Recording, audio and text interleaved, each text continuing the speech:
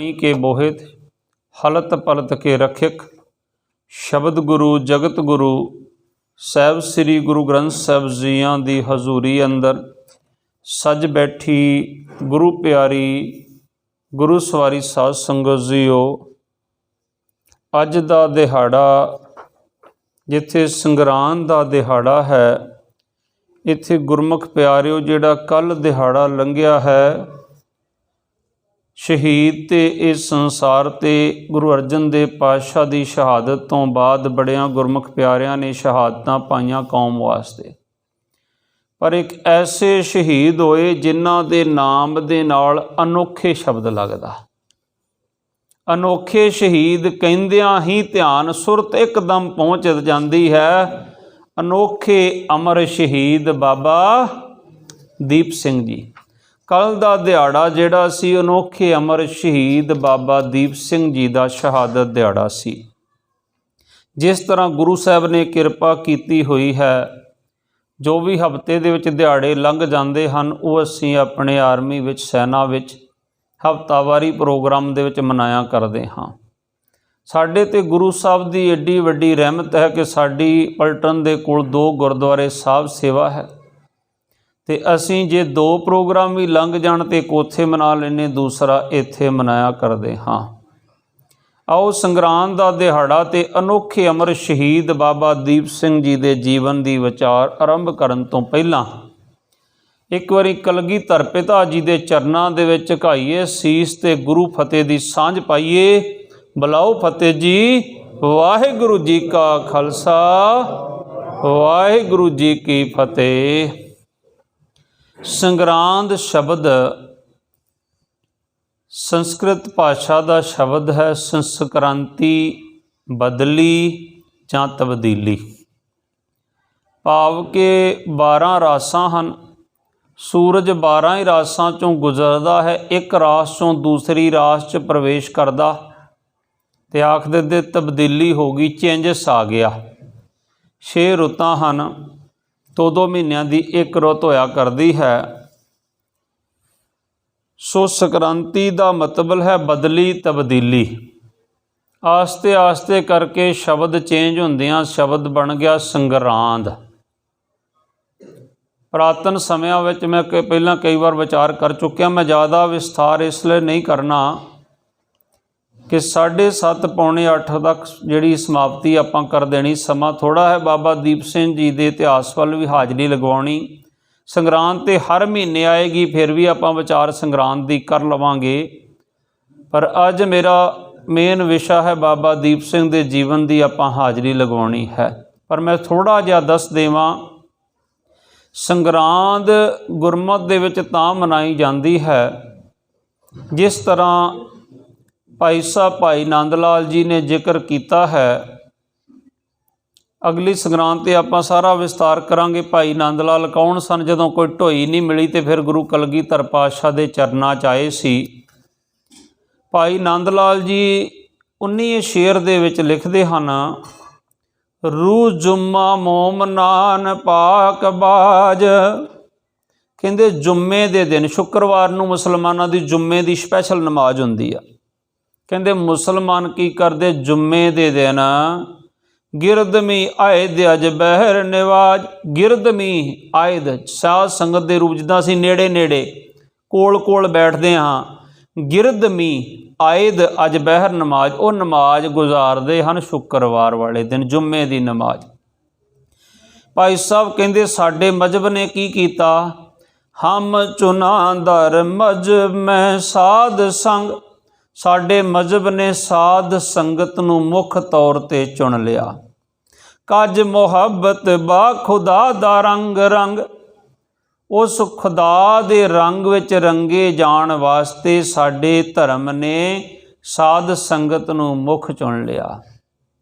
सतगुरु जी बख्शिश करते हैं गुरु अर्जन देव पातशाह, मेरे माधो जी सत संगत मिले सो तरिया। विच संगत हर प्रभ बसे जियो। संगत दे विच प्रभु आप वसदा। इस करके गुरु नानक नाम लेवा संगतां ने साध संगत नूं मुख तौर ते चुनना कीता। किन्नी देर वास्ते? ਗਿਰਦਮੀ ਆਇਦ ਦਰ ਮਾਹੇ ਦੋ ਬਾਰ।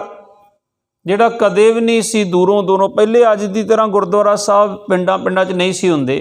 ਅੱਜ ਤੇ ਇੱਕ ਪਿੰਡ 'ਚ 4-4 ਗੁਰਦੁਆਰਾ ਸਾਹਿਬ ਵੀ ਹਨ। ਦੂਰੋਂ ਦੂਰੋਂ ਸੰਗਤ ਆਉਂਦੀ ਹੁੰਦੀ ਸੀ ਦਰਸ਼ਨਾਂ ਵਾਸਤੇ। ਤੇ ਆਪਣੇ ਪੰਥ ਨੇ ਫਿਰ 2 ਦਿਨਾਂ ਨੂੰ ਮੁੱਖ ਚੁਣ ਲਿਆ। ਗਿਰਦਮੀ ਆਇਦ ਦਰ ਮਾਹੇ ਦੋ ਬਾਰ, ਜ਼ਿਕਰ ਬਹਿਰ ਜ਼ਿਕਰ ਖਸਾਏ ਪਰਵਦਗਾਰ। ਪਰਵਦਗਾਰ ਦੀ ਬੰਦਗੀ ਕਰਨ ਵਾਸਤੇ ਮਹੀਨੇ 'ਚ ਮੱਸਿਆ ਤੇ ਸੰਗਰਾਂਦ 2 ਦਿਨ ਸਾਡੇ ਪੰਥ ਨੇ ਚੁਣ ਲਏ। ਅੱਜ ਕਹਿੰਦੇ ਸੰਗਰਾਂਦ ਦਾ ਬੜਾ ਪਵਿੱਤਰ ਦਿਹਾੜਾ ਹੈ, ਪਰ ਪਵਿੱਤਰ ਦਿਹਾੜਾ ਕਿਹਦੇ ਵਾਸਤੇ ਹੈ? ਸਾਈ ਘੜੀ ਸੁਲੱਖਣੀ ਜਿਤ ਸਿਮਰਤ ਹਰ ਨਾਮ। ਜਿਹੜੀ ਘੜੀ ਪ੍ਰਮਾਤਮਾ ਦਾ ਨਾਮ ਸਿਮਰਿਆ ਜਾਵੇ ਉਹ ਘੜੀ ਸੁਲੱਖਣੀ ਹੈ। ਫਿਰ ਗੁਰੂ ਨਾਨਕ ਪਾਤਸ਼ਾਹ ਨੇ ਤੁਖਾਰੀ ਰਾਗ 'ਚ 12 ਮਾਹ ਉਚਾਰਨ ਕੀਤੇ ਤੇ ਬਾਅਦ 'ਚ ਪੰਚਮ ਪਾਤਸ਼ਾਹ ਨੂੰ ਮਾਝ ਰਾਗ 'ਚ ਉਚਾਰਨ ਕਰਨ ਦੀ ਲੋੜ ਕਿਉਂ ਪਈ? ਬ੍ਰਹਮ ਗਿਆਨੀ ਬਾਬਾ ਬੁੱਢਾ ਜੀ ਦੇ ਰਾਹੀਂ ਸਾਧ ਸੰਗਤ ਨੇ ਬੇਨਤੀ ਕੀਤੀ, ਮਹਾਰਾਜ ਸਾਨੂੰ ਸਮਝਾਉਣਾ ਕਰੋ, ਮਹੀਨੇ ਦੀ ਵਿਚਾਰ ਸਮਝਾਉਣੀ ਕਰੋ। ਅੱਜ ਵੀ ਲੋਕ ਅਨਮਤੀਆਂ ਦੇ ਕੋਲ ਚਲੇ ਜਾਂਦੇ ਪੁੱਛਣ ਵਾਸਤੇ ਕਿਹੜਾ ਮਹੀਨਾ ਚੜਿਆ, ਤੇ ਭੇਟਾ ਰੱਖ ਕੇ ਮੱਥਾ ਟੇਕ ਕੇ ਉਹ ਕਹਿੰਦਾ ਮੱਘਰ ਚੜ ਗਿਆ ਤੇ ਵਾਪਸ ਪਰਤ ਆਉਂਦੇ। ਸਾਰਾ ਮਹੀਨਾ ਨੌਕਰੀ ਕਰੀਏ ਫਿਰ ਤਨਖਾਹ ਮਿਲਦੀ, ਉਹਨਾਂ ਨੂੰ ਪਹਿਲਾਂ ਹੀ ਮਹੀਨਾ ਚੜਿਆ ਹੀ ਆ ਜਾਂਦੀ ਹੁੰਦੀ ਸੀ ਭੇਟਾ। ਫਿਰ ਗੁਰੂ ਅਰਜਨ ਦੇਵ ਪਾਤਸ਼ਾਹ ਨੇ ਕਿਹਾ, ਸਾਡੇ ਵੱਡੇ ਬਾਬੇ ਨਾਨਕ ਪਾਤਸ਼ਾਹ ਨੇ ਤੁਖਾਰੀ ਰਾਗ ਵਿੱਚ 12 ਮਾਹ ਉਚਾਰਨ ਕੀਤੇ, ਗੁਰਮੁਖੋਂ ਪੜ੍ਹਿਆ ਕਰੋ। ਮਹਾਰਾਜੋ ਬਾਣੀ ਬੜੀ ਮਹਿੰਗੀ ਬਾਣੀ ਹੈ, ਭਾਵ ਕਿ ਜਿੰਨਾ ਚਿਰ ਕੋਈ ਵਿਦਵਾਨ ਉਹਦੀ ਕਥਾ ਨਾ ਕਰੇ, ਸਮਝਾਵੇ ਨਾ, ਸਾਨੂੰ ਸਮਝ ਨਹੀਂ ਪੈਂਦੀ। ਫਿਰ ਪੰਚਮ ਪਾਤਸ਼ਾਹ ਨੇ ਮਾਝ ਰਾਗ ਵਿੱਚ 12 ਮਾਹ ਉਚਾਰਨ ਕੀਤੇ। ਇਹ ਉਸ 12 ਮਾਹਾਂ ਦਾ ਟੀਕਾ ਰੂਪ ਹੈ, ਮਾਝ ਰਾਗ ਵਾਲੇ 12 ਮਾਹ। ਮੈਂ ਪਹਿਲਾਂ ਕਈ ਵਾਰ ਆਪਣਾ ਜ਼ਿਕਰ ਕੀਤਾ ਕਿ ਜਦੋਂ ਪੜ੍ਹਦੇ ਆ ਨਾ 12 ਮਾਹ ਮਾਝ ਮਹੱਲਾ ਪੰਜਵਾਂ, ਤੇ ਜਦੋਂ ਅਸੀਂ ਅੱਗੇ ਪੜ੍ਹਦੇ ਗਾਂ ਜਾ ਕੇ ਫਿਰ ਪਹਿਲਾ ਸ਼ਬਦ ਕਿੱਥੋਂ ਸ਼ੁਰੂ ਹੁੰਦਾ ਏ? ਕਿਰਤ ਕਰਮ ਕੇ ਵਿਛੜੇ ਕਰ ਕਿਰਪਾ ਮੇਲੋ। ਵੇਖੋ ਵਿਆਖਿਆ ਕਰਨ ਦੀ ਲੋੜ ਹੀ ਨਹੀਂ ਪੈਂਦੀ, ਪਤਾ ਲੱਗ ਰਿਹਾ ਕਰਮਾਂ ਕਰਕੇ ਵਿਛੜੇ, ਆਪ ਕਿਰਪਾ ਕਰਕੇ ਮੇਲ ਲਓ। ਭਾਵ ਕਿ ਫਿਰ ਗੁਰੂ ਅਰਜਨ ਦੇਵ ਪਾਤਸ਼ਾਹ ਨੇ ਇਹ ਮਾਝ ਰਾਗ ਵਿੱਚ ਟੀਕਾ ਰੂਪ ਆਸਾਨ 12 ਮਾਹ ਸਾਨੂੰ ਉਚਾਰਨ ਕਰ ਦਿੱਤੇ ਕਿ ਹਰ ਬੰਦੇ ਨੂੰ ਸਮਝ ਪੈ ਜਾਵੇ ਗੁਰਬਾਣੀ ਕੀ ਆਖਦੀ ਹੈ। ਸੰਗਰਾਂਦ ਕਿਉਂ ਮਨਾਈ ਜਾਂਦੀ? ਫਿਰ ਦਿਨ ਇਹ ਕਿਉਂ ਰੱਖਿਆ ਅੱਜ ਦਾ? ਭਾਵੇਂ ਕਿ ਗੁਰੂ ਸਾਹਿਬ ਕਹਿੰਦੇ ਹਨ ਕਿ ਸਾਡੇ ਧਰਮ ਵਾਸਤੇ ਕੋਈ ਦਿਨ ਚੰਗਾ ਮਾੜਾ ਨਹੀਂ, ਚੰਗਾ ਦਿਨ ਉਹੀ ਆ ਸਾਈ ਘੜੀ ਸੁਲੱਖਣੀ ਜਿਤ ਸਿਮਰਤ ਹਰ ਨਾਮ। ਜਿਸ ਘੜੀ ਪ੍ਰਮਾਤਮਾ ਦਾ ਨਾਮ ਸਿਮਰਿਆ ਜਾਵੇ ਉਹ ਘੜੀ ਚੰਗੀ ਆ। ਫਿਰ ਕਿਉਂ ਆਖਿਆ ਜਾਂਦਾ ਸੰਗਰਾਂਦ ਦਾ ਪਵਿੱਤਰ ਦਿਹਾੜਾ? ਇਹ ਦਿਨ ਕਿਉਂ ਚੁਣਿਆ ਕਿ ਜੇ ਇਹ ਦਿਨ ਨਾ ਚੁਣਦੇ, ਸੰਗਤਾਂ ਨੇ ਸਲਾਹ ਦਿੱਤੀ, ਗੁਰਮੁਖ ਪਿਆਰਿਆਂ ਨੇ, ਬਾਬਾ ਬੁੱਢਾ ਜੀ ਵਰਗੇ ਮਹਾਂਪੁਰਸ਼ਾਂ ਨੇ, ਮਹਾਰਾਜ ਮੱਸਿਆ ਸੰਗਰਾਂਦ ਦਾ ਦਿਹਾੜਾ ਨਿਰਧਾਰਿਤ ਕਰ ਦਿਓ, ਨਹੀਂ ਤੇ ਅੱਜ ਵੀ ਇਸ ਦਿਨ ਅਨਮਤੀਆਂ ਦੇ ਡੇਰਿਆਂ ਤੇ ਤੁਰੇ ਫਿਰਨਗੇ ਜਾ ਕੇ। ਇਸ ਕਰਕੇ ਗੁਰੂ ਸਾਹਿਬ ਨੇ ਇਹ ਦਿਹਾੜਾ ਸਾਡੇ ਵਾਸਤੇ ਨਿਰਧਾਰਿਤ ਕਰ ਦਿੱਤਾ ਕਿ ਮੱਸਿਆ ਸੰਗਰਾਂਦ, ਜਿਵੇਂ ਭਾਈ ਨੰਦ ਲਾਲ ਜੀ ਲਿਖਦੇ ਆ ਵੀ 2 ਦਿਨ ਅਸੀਂ ਗੁਰਦੁਆਰਾ ਸਾਹਿਬ ਆਉਣਾ ਹੀ ਆਉਣਾ ਹੈ। ਕਈ ਵੀਰ ਆਖ ਦਿੰਦੇ ਮੱਸਿਆ ਤੇ ਸਾਡਾ ਤਿਉਹਾਰ ਹੀ ਨਹੀਂ, ਕਿਉਂ ਭਰ ਜਾਂਦੀ? ਉਹ ਗੁਰਮੁਖ ਪਿਆਰਿਓ, ਮੈਂ ਆਖਦਾ ਹੁੰਨਾ ਸ਼ਰਾਬੀ ਬੰਦੇ ਕੋਲੋਂ ਵੀ ਕੋਈ ਸਿੱਖਿਆ ਲਈ ਜਾ ਸਕਦੀ ਹੈ, ਕਿਉਂਕਿ ਜਿਹਨੂੰ ਮਾਲਕ ਨੇ ਪੈਦਾ ਕੀਤਾ ਹਰ ਬੰਦੇ 'ਚ ਉਹਨੇ ਕੋਈ ਨਾ ਕੋਈ ਗੁਣ ਪਾ ਕੇ ਭੇਜਿਆ। ਇੱਕ ਸ਼ਰਾਬੀ ਬੰਦੇ ਨੂੰ ਪੁੱਛੋ ਸ਼ਰਾਬ ਕਿਉਂ ਪੀਤੀ, ਤੋ ਪਤਾ ਕੀ ਆਖਦਾ? ਕਹਿੰਦਾ ਅੱਜ ਮੇਰੇ ਭਰਾ ਦਾ ਵਿਆਹ ਸੀ ਮੈਂ ਤਾਂ ਪੀਤੀ। ਫਿਰ ਕਿਸੇ ਦਿਨ ਪੁੱਛੋ ਅੱਜ ਕਿਉਂ ਪੀਤੀ? ਕਹਿੰਦਾ ਪਿੰਡ 'ਚ ਵਿਆਹ ਸੀ ਤਾਂ ਪੀਤੀ। ਫਿਰ ਪੁੱਛੋ ਅੱਜ ਕਿਉਂ ਪੀਤੀ? ਕਹਿੰਦਾ ਅੱਜ ਭਚੰਗੀ ਦਾ ਜਨਮ ਦਿਨ ਤਾਂ ਪੀਤੀ। ਫਿਰ ਉਹਦਾ ਇੱਕ ਦਿਨ ਪੈ ਕੇ ਕਿਤੇ ਬਜ਼ੁਰਗ ਚੜ੍ਹਾਈ ਕਰ ਗਿਆ। ਕਿਸੇ ਨੇ ਪੁੱਛਿਆ ਭਾਈ ਬੜਾ ਮਾੜਾ ਹੋਇਆ, ਤੇਰਾ ਪਿਓ ਮਰ ਗਿਆ, ਤੇ ਰਖ ਅਫਸੋਸ ਕੀਤਾ। ਕਹਿੰਦੇ ਤੂੰ ਸ਼ਰਾਬ ਪੀਤੀ ਆ? ਕਹਿੰਦੇ ਕਿਉਂ ਪੀਤੀ? ਕਹਿੰਦਾ ਦੁੱਖ 'ਚ ਪੀਤੀ। ਭਾਵ ਕਿ ਦੁੱਖ 'ਚ ਵੀ ਪੀ ਲਈ, ਸੁੱਖ 'ਚ ਵੀ ਪੀ ਲਈ। ਗੁਰਮੁਖ ਪਿਆਰਿਓ, ਸਾਨੂੰ ਤੇ ਬਹਾਨਾ ਚਾਹੀਦਾ ਸਤ ਸੰਗਤ ਕਰਨ ਦਾ, ਸਾਨੂੰ ਤੇ ਗੁਰੂ ਨਾਲ ਜੁੜਨ ਦਾ ਬਹਾਨਾ ਚਾਹੀਦਾ। ਭਾਵੇਂ ਮੱਸਿਆ ਦਾ ਦਿਹਾੜਾ ਮਨਾ ਲਓ, ਭਾਵੇਂ ਸੰਗਰਾਂਦ ਦਾ ਮਨਾ ਲਓ, ਅਸੀਂ ਤੇ ਗੁਰਮਤ ਦੀ ਵਿਚਾਰ ਹੀ ਕਰਨੀ, ਅਸੀਂ ਤੇ ਸਤ ਸੰਗਤ ਹੀ ਕਰਨੀ, ਅਸੀਂ ਤੇ ਗੁਰੂ ਗੁਰੂ ਜਪਣਾ, ਹਰ ਹਰ ਹੀ ਜਪਣਾ ਨਾ। ਇਸ ਕਰਕੇ ਸਾਨੂੰ ਨਾਮ ਜਪਣ ਦਾ ਬਹਾਨਾ ਮਿਲ ਜਾਵੇ ਸਤਿਗੁਰ ਦੀ ਕਿਰਪਾ ਦੇ ਨਾਲ। ਇਹਦੋਂ ਵੱਡੀ ਗੱਲ ਹੋਰ ਕੀ ਹੋ ਸਕਦੀ ਆ? ਜਨਮ ਜਿਹੜਾ ਉਹ ਸਫਲਾ ਹੋ ਜਾਵੇ। ਸੰਗਰਾਂਦ ਤਾਂ ਇਸ ਕਰਕੇ ਮਨਾਈ ਜਾਂਦੀ ਆ ਕਿ ਤੁਸੀਂ ਪੁਰਾਤਨ ਸਮਿਆਂ 'ਚ ਪੁਜਾਰੀ ਵਰਗ ਕਹਿੰਦਾ ਸੀ ਜੇ ਆਪਣੇ ਮੂੰਹ ਤੋਂ ਮਹੀਨੇ ਦਾ ਨਾਮ ਲੈ ਲਓਗੇ ਤੁਹਾਡੇ ਘਰੋਂ ਬਿਮਾਰੀ ਨਹੀਂ ਨਿਕਲੇਗੀ, ਤੁਹਾਡੇ ਪਸ਼ੂ ਮਰ ਜਾਣਗੇ। ਬਜ਼ੁਰਗਾਂ ਨੂੰ ਪਤਾ ਹੁੰਦਾ ਸੀ ਅੱਜ ਮੱਘਰ ਮਹੀਨਾ ਚੜ੍ਹ ਗਿਆ, ਪਰ ਉਹਨਾਂ ਭੇਟਾ ਲੈ ਕੇ ਜਾਣਾ, ਭੇਟਾ ਰੱਖਣੀ, ਕਹਿਣਾ ਜੀ ਆਹ ਮਹੀਨਾ ਚੜ੍ਹ ਗਿਆ, ਘਰ ਆ ਕੇ ਸਾਰਿਆਂ ਨੂੰ ਦੱਸ ਕੇ ਕੁਛ ਸ਼ੱਕਰ ਵਗੈਰਾ ਵੰਡ ਦੇਣੀ। ਦਿਮਾਗੀ ਗੁਲਾਮੀ ਦਾ ਇਦੋਂ ਵੱਡਾ ਸਬੂਤ ਹੋਰ ਕੀ ਮਿਲ ਸਕਦਾ ਹੈ। ਜਿੰਨੇ ਪਖੰਡ ਸਾਡੇ ਇਸ ਦੇਸ਼ ਵਿੱਚ ਹਨ ਧਾਰਮਿਕ ਤੌਰ 'ਤੇ, ਇੰਨੇ ਵਿਦੇਸ਼ਾਂ ਦੇ ਵਿੱਚ ਕਿਤੇ ਨਹੀਂ ਹੈ, ਪਰ ਆਪਣੇ ਦੇਸ਼ ਦੇ ਵਿੱਚ ਸਭ ਤੋਂ ਜ਼ਿਆਦਾ ਹੈ। ਸੋ ਸਤਿਗੁਰੂ ਮਹਾਰਾਜ ਕਿਰਪਾ ਕਰਨ। ਗੁਰਮੁਖ ਪਿਆਰਿਓ, ਸੰਗਰਾਂਦ ਮਨਾਉਣ ਦਾ ਭਾਵ ਅਰਥ ਇਹ ਆ ਕਿ ਅਸੀਂ ਹੋਰ ਕਿਧਰੇ ਭਟਕਣ ਦੀ ਜਗ੍ਹਾ ਅੱਜ ਗੁਰੂ ਚਰਨਾਂ ਦੇ ਵਿੱਚ ਜੁੜ ਸਕੀਏ। ਅੱਜ ਮੱਘਰ ਦਾ ਮਹੀਨਾ ਆਰੰਭ ਹੋਇਆ ਹੈ। ਹਜ਼ੂਰ ਕਿਰਪਾ ਕਰ ਰਹੇ ਹਨ। ਮੰਗਰ ਮਾਹੇ ਸੋਹੰਦੀਆਂ ਹਰ ਪਿਰ ਸੰਗ ਬੈਠੜੀਆਂ। ਸਤਿਗੁਰ ਮਹਾਰਾਜ ਨੇ ਸਾਨੂੰ ਸਾਰਿਆਂ ਨੂੰ ਇਸ ਤਰ੍ਹਾਂ ਸਮਝਾਉਣਾ ਕੀਤਾ, ਅਸੀਂ ਸਾਰੇ ਜੀਵ ਰੂਪ ਇਸਤਰੀਆਂ ਹਾਂ, ਪਰਮਾਤਮਾ ਸਾਡਾ ਪਤੀ ਹੈ। ਸਤਿਗੁਰ ਆਖਦੇ ਮੰਗਰ ਮਾਹੇ ਸੋਹੰਦੀਆਂ। ਇਸ ਮੱਘਰ ਰੂਪੀ ਮਹੀਨੇ ਦੇ ਵਿੱਚ ਉਹੀ ਜੀਵ ਰੂਪ ਇਸਤਰੀਆਂ ਸੋਹਣੀਆਂ ਲੱਗਦੀਆਂ ਹਨ, ਹਰ ਪਿਰ ਸੰਗ ਬੈਠੜੀਆਂ, ਜਿਹੜੀਆਂ ਆਪਣੇ ਪਤੀ ਪਰਮੇਸ਼ਰ ਦੇ ਨਾਲ ਬਹਿੰਦੀਆਂ ਹਨ। ਜਿਵੇਂ ਇੱਕ ਸੁਹਾਗਣ ਹੈ, ਆਪਣੇ ਸਮਾਜ ਦੇ ਵਿੱਚ ਵਿਆਹ ਤੋਂ ਪਹਿਲਾਂ ਬੱਚੀਆਂ ਹਾਰ ਸ਼ਿੰਗਾਰ ਤੇ ਨਹੀਂ ਕਰਦੀਆਂ ਨਾ, ਪਰ ਜੇ ਕੋਈ ਬੱਚੀ ਹਾਰ ਸ਼ਿੰਗਾਰ ਵਿਆਹ ਤੋਂ ਪਹਿਲਾਂ ਕਰ ਲੇ ਤੇ ਲੋਕ ਕਿੰਤੂ ਪਰੰਤੂ ਕਰਨਾ ਸ਼ੁਰੂ ਕਰ ਦਿੰਦੇ। ਪਰ ਜਦੋਂ ਉਹਦਾ ਪਤੀ ਦੇ ਨਾਲ ਮੇਲ ਹੋ ਜੇ, ਵਿਆਹ ਹੋ ਜਾਵੇ, ਫਿਰ ਉਹਦੇ ਵੱਲ ਕੋਈ ਉਂਗਲੀ ਥੋੜ੍ਹੀ ਕਰਦਾ ਕਿ ਇਹਨੇ ਹਾਰ ਸ਼ਿੰਗਾਰ ਕਿਉਂ ਕੀਤਾ, ਇਹਨੇ ਕਿਵੇਂ ਦਾ ਕੀਤਾ, ਕਿਉਂਕਿ ਉਹਦੇ ਪਤੀ ਨੂੰ ਪਸੰਦ ਆ ਤੇ ਉਹਨੇ ਕੀਤਾ, ਉਹ 'ਤੇ ਕਿਸੇ ਦਾ ਕੋਈ ਜ਼ੋਰ ਨਹੀਂ। ਇਸ ਤਰ੍ਹਾਂ ਸਾਡੇ ਪਤੀ ਪਰਮਾਤਮਾ ਨੂੰ ਜੋ ਹਾਰ ਸ਼ਿੰਗਾਰ ਪਸੰਦ ਹੈ ਨਾ, ਉਹ ਅਸੀਂ ਕਰਨਾ ਹੈ ਆਪਣੇ ਪਤੀ ਪਰਮਾਤਮਾ ਨੂੰ ਰੁਝਾਉਣ ਵਾਸਤੇ। ਇਹ ਸਤਿਗੁਰ ਨੇ ਉਦਾਹਰਨਾਂ ਦੇ ਕੇ ਸਾਨੂੰ ਸਮਝਾਇਆ ਹੈ, ਜਿਵੇਂ ਸ਼ਲੋਕਾਂ ਦੇ ਵਿੱਚ ਵੀ ਸਮਝਾਉਂਦੇ ਹਨ। ਇੱਕ ਪੰਕਤੀ ਦੇ ਵਿੱਚ ਇੱਕ ਭੈਣ ਦੂਜੀ ਭੈਣ ਨੂੰ ਪੁੱਛਦੀ ਹੈ, ਮੈਂ ਸਹੁਰੇ ਜਾ ਰਹੀ ਹਾਂ, ਦੱਸ ਕੀ ਕਰਾਂ, ਮੇਰਾ ਪਤੀ ਮੇਰੇ ਵੱਸ 'ਚ ਹੋ ਜਾਵੇ, ਮੇਰੀ ਸੱਸ ਵੀ ਮੇਰੇ ਵੱਸ 'ਚ ਹੋ ਜਾਵੇ, ਮੇਰਾ ਸਹੁਰਾ ਵੀ ਵੱਸ ਵਿੱਚ ਚੱਲੇ, ਸਾਰਾ ਪਰਿਵਾਰ, ਹਰ ਬੰਦਾ ਚਾਹੁੰਦਾ ਕਿ ਮੇਰਾ ਭਰਾ ਮੇਰੇ ਹੁਕਮ ਚੱਲੇ। ਇੱਥੋਂ ਤੱਕ ਬੱਚੇ ਚਾਹੁਣ ਲੱਗ ਪੈਂਦੇ ਮੇਰਾ ਮਾਂ ਪਿਓ ਵੀ ਮੇਰੇ ਹੀ ਅਨੁਸਾਰ ਚੱਲੇ, ਜਿਵੇਂ ਮੈਂ ਕਹਾਂ ਬਾਪੂ ਐਵੇਂ ਕਰ ਤੇ ਬਾਪੂ ਉਵੇਂ ਹੀ ਕਰੇ। ਅੱਜ ਇਹੋ ਜਿਹਾ ਸਮਾਂ ਵੀ ਆ ਗਿਆ ਜੀ। ਪਰ ਗੁਰੂ ਗ੍ਰੰਥ ਸਾਹਿਬ ਮਹਾਰਾਜ ਨੇ ਬੜੀ ਵਧੀਆ ਜੁਗਤੀ ਦੱਸੀ, ਕਹਿੰਦੇ ਸਾਰਿਆਂ ਨੂੰ ਭਾਵੇਂ ਵਸ ਕਰ ਲਾ ਤੂੰ। ਆਹ TV ਤੇ ਆਉਂਦਾ ਨਾ ਵਸ਼ੀਕਰਨ ਕਰਾ ਲਓ, ਫਿਰ ਆਉਂਦਾ ਰੁਦਰਾਕਸ਼ਰ ਲੈ ਲਓ। ਮੈਂ ਬੜਾ ਹੈਰਾਨ ਹੋ ਜਾਂਦਾ, ਐਦੋਂ ਵੱਧ ਦਿਮਾਗੀ ਗੁਲਾਮੀ ਦਾ ਹੋਰ ਕੋਈ ਸਬੂਤ ਮਿਲ ਸਕਦਾ? ਇੱਕ ਬੰਦਾ ਕਹਿੰਦਾ, ਮੇਰੇ ਕੋਲ ਇੱਕ ਰਾਜ ਕੁਮਾਰ ਹੁੰਦਾ ਸੀ ਮੁੰਡਾ, ਸਿਵਲਿਨ ਗੁਰਦੁਆਰਾ ਸਾਹਿਬ ਪੰਚਵੜੀ ਦੇ ਵਿੱਚ। ਉਹ ਆ ਕੇ ਕਹਿੰਦਾ, ਗਿਆਨੀ ਜੀ ਬਾਬਾ ਜੀ ਮੈਨੂੰ 1200 ਰੁਪਏ ਚਾਹੀਦਾ। ਮੈਂ ਕਿਹਾ ਰਾਜ ਕੁਮਾਰ ਕੀ ਕਰਨਾ? 1800 ਵਿਚਾਰੇ ਦੀ ਤਨਖਾਹ ਸੀ ਉਹਦੀ। ਮੈਂ ਕਿਹਾ ਕੀ ਕਰਨਾ? ਮਾਲੀ ਰੱਖਿਆ ਹੁੰਦਾ ਸੀ। ਕਹਿੰਦਾ ਬਾਬਾ ਜੀ ਮੈਂ ਰੁਦਰਾਕਸ਼ ਮੰਗਵਾਉਣਾ, ਮੈਨੂੰ ਨਾ ਫੋਨ ਆਇਆ। ਮੈਂ ਕਿਹਾ ਕਿੱਥੋਂ ਫੋਨ ਆਇਆ ਭਾਈ? ਉਹਨੇ ਕਿਸੇ ਮੰਦਿਰ ਦਾ ਨਾਂ ਲਿਆ, ਫਲਾਣੇ ਮੰਦਿਰ ਦੇ ਪੁਜਾਰੀ ਨੇ ਮੈਨੂੰ ਫੋਨ ਕੀਤਾ ਕਿ ਰੁਦਰਾਕਸ਼ ਲੈ ਲਓ, ਤੁਸੀਂ ਅਮੀਰ ਹੋ ਜਾਓਗੇ, ਪੈਸਾ ਹੀ ਪੈਸਾ ਢੇਰ ਲੱਗ ਜਾਣਗੇ ਮਾਇਆ ਦੇ ਤੁਹਾਡੇ ਕੋਲ। ਮੈਂ ਕਿਹਾ ਲੈ ਗੱਲ ਕਰਾ ਮੇਰੇ ਨਾਲ। ਮੈਂ ਫੋਨ ਲਾਇਆ, ਉਹਨੇ ਚੁੱਕਿਆ। ਮੈਂ ਕਿਹਾ ਜੀ ਪੰਡਿਤ ਜੀ ਨਮਸਕਾਰ। ਕਹਿੰਦੇ ਨਮਸਕਾਰ। ਮੈਂ ਪੰਡਿਤ ਜੀ ਰੁਦਰਾਕਸ਼ ਵੇਚਦੇ ਜੇ? ਕਹਿੰਦੇ हाँ जी। मैं क्या ये तो इसकी तो मुझे भी बड़ी परेशानी है। बोला क्या? मैं पैसा ही नहीं मेरे पास है, बहुत गरीबी है, बड़ा मुश्किल है। बोला पैसे के तो बाहर लग जाएंगे आपके पास। मैं क्या ऐसा करो मेरे को 15-16 रुद्राक्ष भेज दो। एड्रैस नोट कराता पहले। मैं क्या एड्रैस नोट करो, 15-16 भेज दो, फिर होर मैं तुहानूं आर्डर दूंगा, 20-50 फिर मंगावांगे। तो कहते इसकी इतनी बेटा बन गई, 1200 का एक है। मैं क्या पंडित जी बेटा किस लिए? बोले इसको तैयार करने पैसा लगता है। मैं कोई बात नहीं, आपने रुद्राक्ष धारण नहीं किया। बोले अरे हमारे पास तो बहुत से पड़े यार। तो मैं फिर आपके पास पैसे भी बहुत से पड़े होंगे। भाई ये गरीब बंदा एक रुद्राक्ष धारण करूगा तो पैसे तो अंबार लग जाएंगे, फिर 2-4 अपने गले च भी पा ला ना, अपने डोलियां नूं बन ला। फिर पैसे क्यों मंग रहा? फिर मंगता क्यों बन रहा कि 1200 दे तेन रुद्राक्ष भेजदा, तू अमीर हो जाएगा, तू ये रुद्राक्ष 2-4 आप पहन ला पहला। गुरमुख प्यारिओ, ये सब डोंग ते पखंड साडे देश में सब तो वध है। कहते वशीकरण करा लो जिन्हों कराउणा। लोकी ते मोदी नूं ही वस च करा लैण कि वस च हो के सारा खजाना ही काला धन तुहाडे अकाउंट च भेज देवे।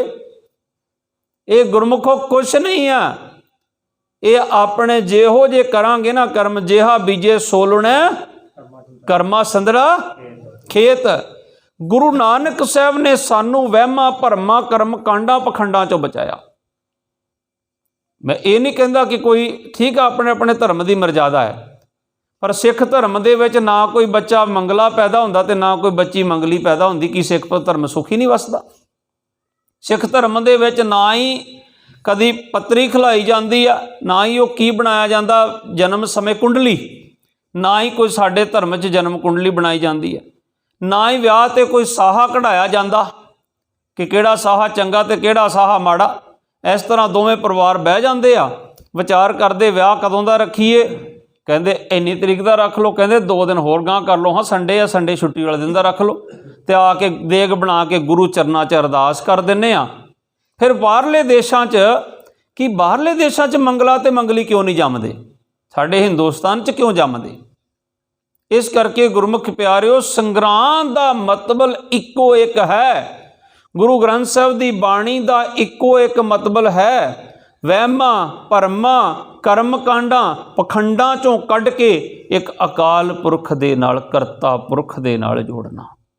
इत्थे मुर्शद ने कह दिता, गुरु कलगीधर पिता ने, जो हमको परमेश्वर उचरै ते सब नरक कुंड में पीर है।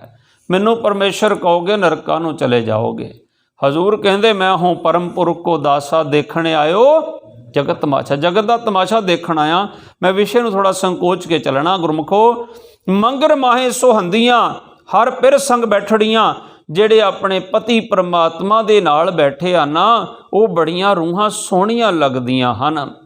एक गुरु साहब रहरा साहब रोज़ तुसीं पढ़दे हो, तित सरवड़ भैले निवासा, पानी पावक तिन्हे किया, पंकज मोह पग नहीं चालै, हम देखा तै डूबे ले। मन एक ना चेतस, आ ध्यान दिओ जरा, तुसीं एक नूं चेते नहीं कीता परमात्मा नूं, फिर की होया? मन एक ना चेतस मूड़ मना हर बिसरत तेरे गुण गलिया रहाओ। तेरे गुण गलने शुरू हो गए। जे तू एक नूं चेते नहीं कीता ना परमात्मा नूं, तेरे गुण जिहड़े वो गलने शुरू हो गए, तेरे गुणां दा नाश होना शुरू हो गया। इस करके एक परमात्मा नूं चेते करया कर। तिन की शोभा क्या गणी, पहली गल आखी सतगुरां ने शब्द विच अज दे हुक्मनामे साहब विच महीने दे हुक्म दे विच, ਉਹ जीव रूप इस्त्रियां सोहणियां ਜਿਹੜੀਆਂ अपने पति परमात्मा कोल बैठदियां। दूजी गल आखी तिन की शोभा क्या गणी, जे साहिब मिलड़ियां जिन्हां नूं साहिब ने अपने नाल मेल लिया ना, उन्हां दी शोभा क्या गणी, की उन्हां नूं गणन कीता जा सकदा, भाव कि उन्हां नूं बयानिया नहीं जा सकदा। किनका एक जिस जीव बसावे तांकी महिमा, उस दी कदी महिमा नूं गणन कीता नहीं जा सकदा, बयानिया ही नहीं जा सकदा। जिस महापुरुष का अज आपां दिहाड़ा मना रहे ना, उहदा जिक्र करांगे आप दे नाल। कोई कहंदा जी फलाने दा गिनज बुक च नां लिखिया, होर कई किस्म दीयां बुकां दी गल करदे, वो बुकां बंद पईयां रहिंदियां, कोई पढ़दा। पर साडे बाबे ने जिहड़ी जिथे नाम लिखाया ना अपना, बाबे दीप सिंह जी ने, वो किसी दे घर बच्चा जन्म होवे, बच्चे का जन्म होवे तां भी साडे बाबे का नाम जपिया जांदा, जे विआह होवे तां भी बाबे का नाम जपिया जांदा, ते जे किसी की मौत हो जावे तां भी बाबे दे नाम जपण तो बिना उहदी अरदास ही संपूर्ण नहीं हुंदी गुरु चरनां दे विच। बाबे दीप सिंह ने कित्थे नाम लिखाया अपना? अरदास दे विच नाम लिखाया। बाबे दीप सिंह जी का नाम अरदास दे विच लिखिया। जिन्हां ਸਿੰਘਾਂ ਸਿੰਘਣੀਆਂ ने धर्म हेत सीस दिते, बंद बंद कटवाए, खोपरियां लोहाइयां चरखड़ियां ते चढ़े, आरियां नाल चरवाए गए, गुरुद्वारियां दी सेवा लई कुर्बानियां कीतियां, धर्म नहीं हारिया, सिੱਖੀ केसां सुआसां संग निभाई, तिन्हां ਸਿੰਘਾਂ ਸਿੰਘਣੀਆਂ चंगियां दी कमाई दा ध्यान धर के बोलो जी वाहिगुरू। जिन्हां दे नां गिनज बुक च लिखे, कोई जपदा उन्हां दे नां, कोई पढ़दा उन्हां नूं? कोई नहीं पढ़दा। पर जिहड़ी बुक च बाबे का नाम लिखिया गया ना, जिहड़ा बाबे दा शहीदां दा, उस तो बिना साडी अरदास ही संपूर्ण नहीं हुंदी, जिन्ना चिर शहीदां दे चरनां च भी साडी गुरमुख प्यारिओ हाजरी नहीं लग जाती। ਸੋ ਤੀਸਰੀ ਗੱਲ ਹਜ਼ੂਰ ਆਖਦੇ ਹਨ ਅੱਜ ਦੇ ਸ਼ਬਦ ਵਿੱਚ, ਤਨ ਮਨ ਮੌਲਿਆ ਰਾਮ ਸਿਉ ਸੰਗ ਸਾਧ ਸਹੇਲੜੀਆਂ। ਉਹਨਾਂ ਦਾ ਤਨ ਤੇ ਮਨ ਮੌਲਿਆ, ਬੜਾ ਪ੍ਰਸੰਨ ਹੋ ਗਿਆ, ਰਮੇ ਹੋਏ ਪਰਮੇਸ਼ਰ ਦੇ ਨਾਲ ਚਿੱਤ ਲੱਗ ਗਿਆ।